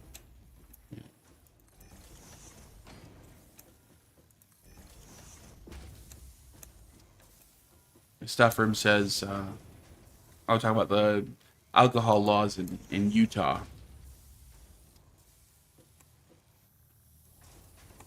Okay, so Sir Swank asked a question. Thank you for the reminder. Let's look for it. Have you used the priority merger yet? We never have yet used the priority merger, have we, Robert? Nope. Haven't had a good chance to use it yet. No. Guns and alcohol, you know, the usual stuff we talk about here at Gaming with Doc. Yeah, Doc left. And I kind of took over. Yeah.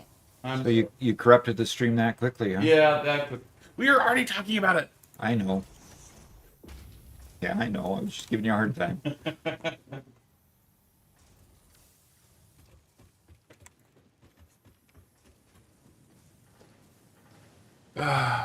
Well, get the rest of these hooked up and get them working good.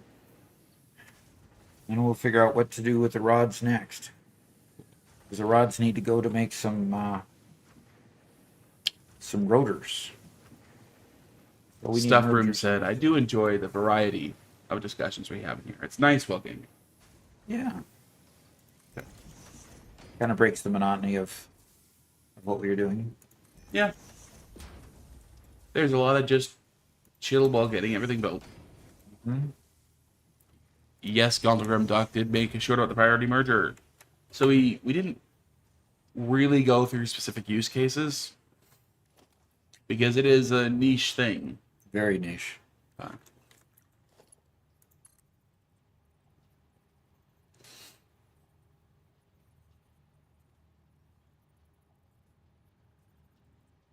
Yeah, actually we had... Oh, never mind. Katz says, my husband likes to build ammo constructors and they'll hook them up to dimensional storage so we always have a constant access to ammo for each type. Yeah, cool.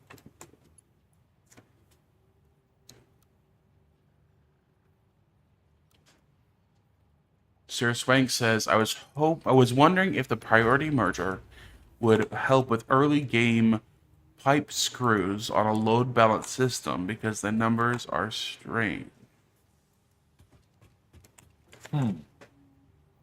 Well, how soon do you get priority mergers? I mean, I'm at level 4 and I don't have priority mergers You yet. want to go check the MAM? It's unlocked in the MAM. It is. I just don't remember how early it is. Caffeinated says, next time Doc takes a bathroom break, we'll be discussing our top 10 favorite swear words. I don't think so. In Doc's younger days, he used to be a big fan of George Carlin. Oh yeah.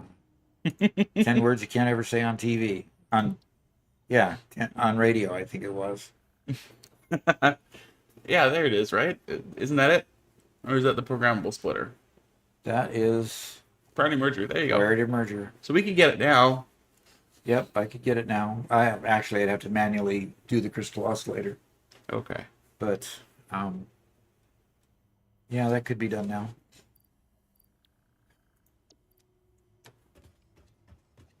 All right. I've got to get rid of some of these rods. And I'm surprised that rods aren't becoming in here already. Well, I'm not surprised because there's no conveyors. Well, you know. Conveyors convey things, right?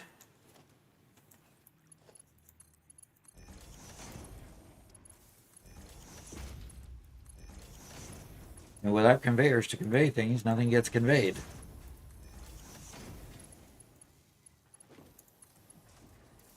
To overuse the word, make your brain think that it doesn't mean anything anymore. I need to go get some more cased industrial beams.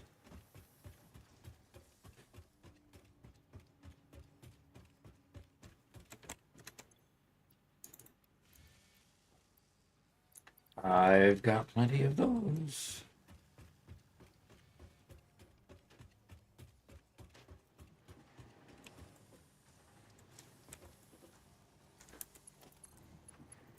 And there, and there, and there.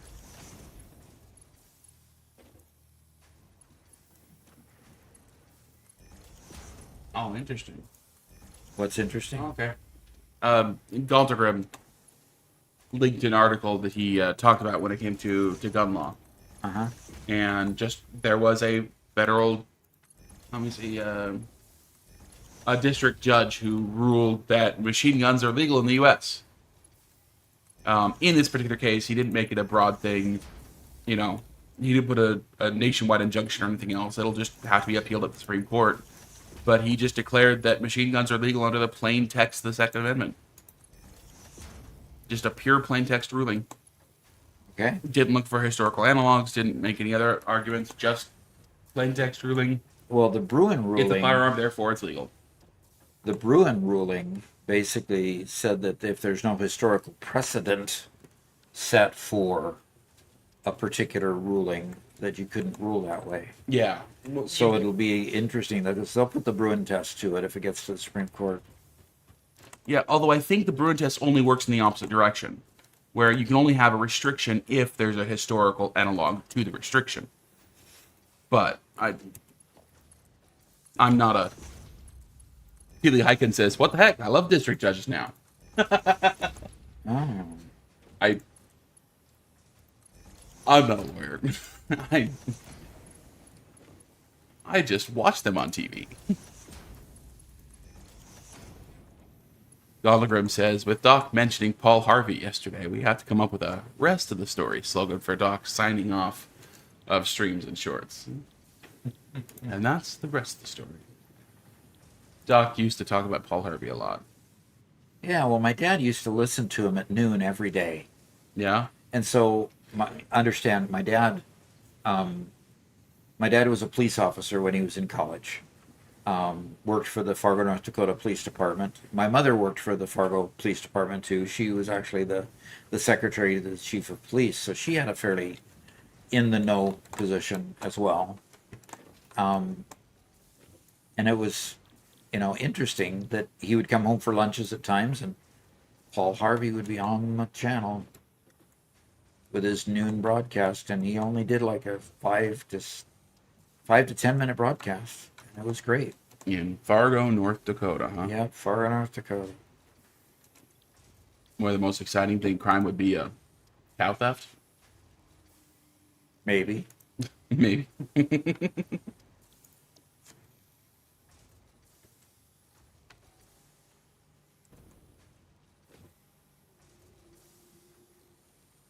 All right, now we got to get power to these things. And or cannot be found there. I've got to get another power pole. So, Donald Grubb says, I thought it was cow tipping, but sure. cow tipping.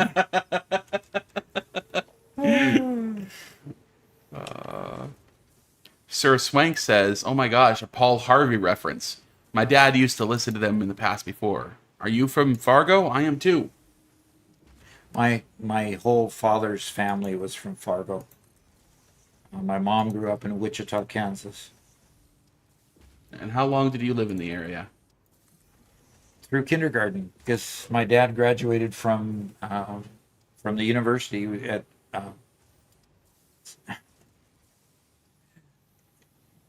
I'm sorry. If anybody's listened to PDQ Bach, he makes fun of North Dakota University and pretty much all of his little skits. And anyway, so that just popped into my head and made me laugh. So yes, North Dakota. What was the question I was answering? He just asked if you're from Fargo. He says he is too. And then he just subscribed with his Prime, subscribed on Twitch. Fantastic. Thank you so much. We really appreciate that. Subscribe to Tier 1. All right. Swank says, ugh, NDSU Bison. Yes, the NDSU Bison. Yes. He says there's only one university in North Dakota that matters, NDSU.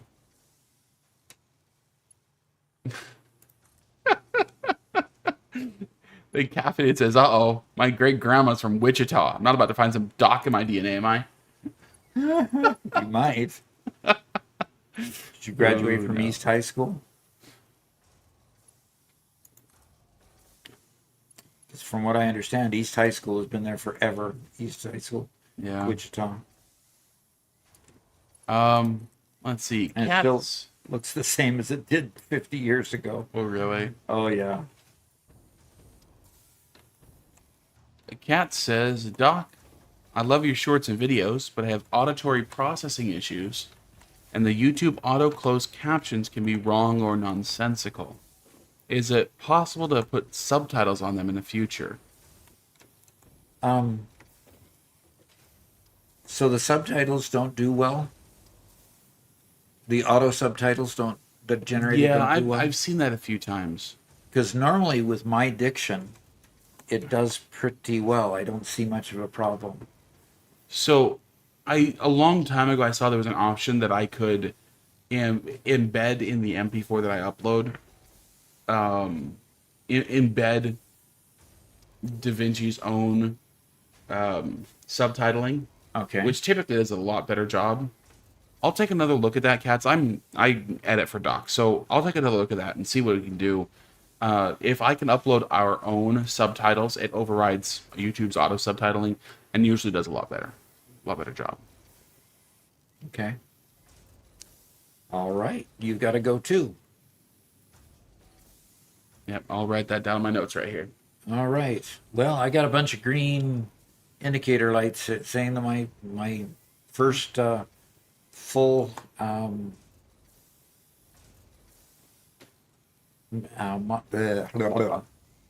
okay. Manifold? My first full manifold is working. Awesome. Yes.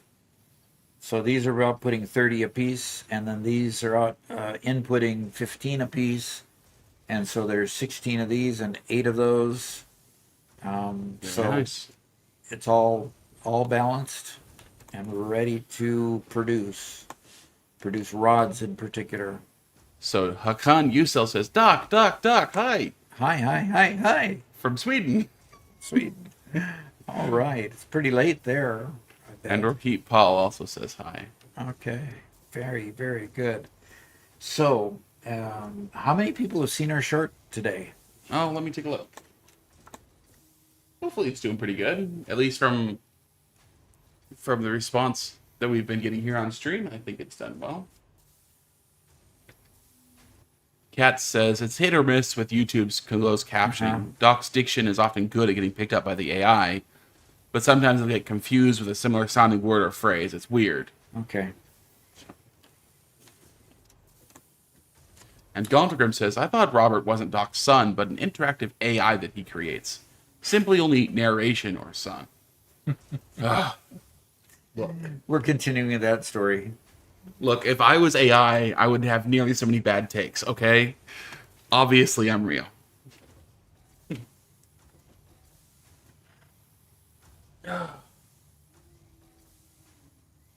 Well, actually, it's getting a really good percentage viewed and number of likes, but its views are down.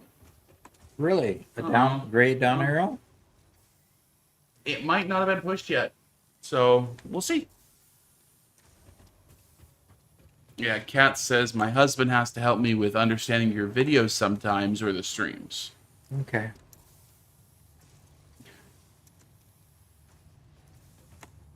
All right. So I have rods being made.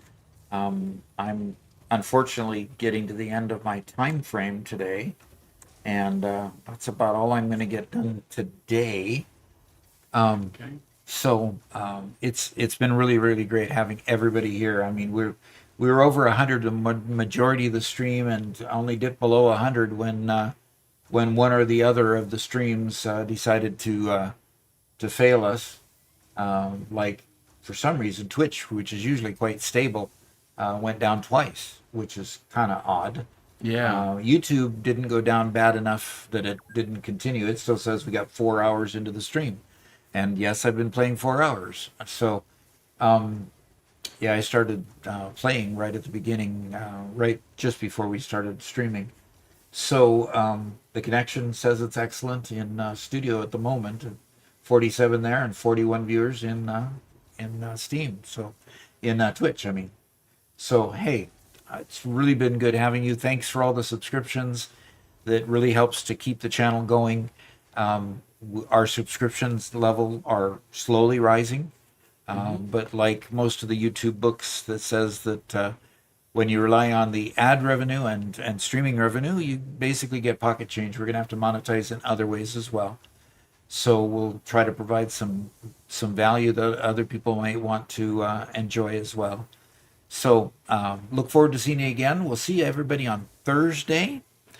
And on Thursday, we'll be playing Minecraft in the Minecraft world. So remember, all you subscribers in Twitch and members in YouTube, get your accounts connected to the Discord and get whitelisted on the Minecraft server, and you can come play with us on Thursday. Then on Monday, anybody who is a member there can get into the members section and find out the password to get into the members server and play with us on Satisfactory. We'll probably have quite a free-for-all on Satisfactory. Can you imagine 15 to 20 people playing on Satisfactory all at once, trying to stay organized? Yeah, that's going to be... Ooh, boy. That one's going to be fun. So look forward to seeing everybody there. So until then, we'll take care and we'll see you again. Goodbye.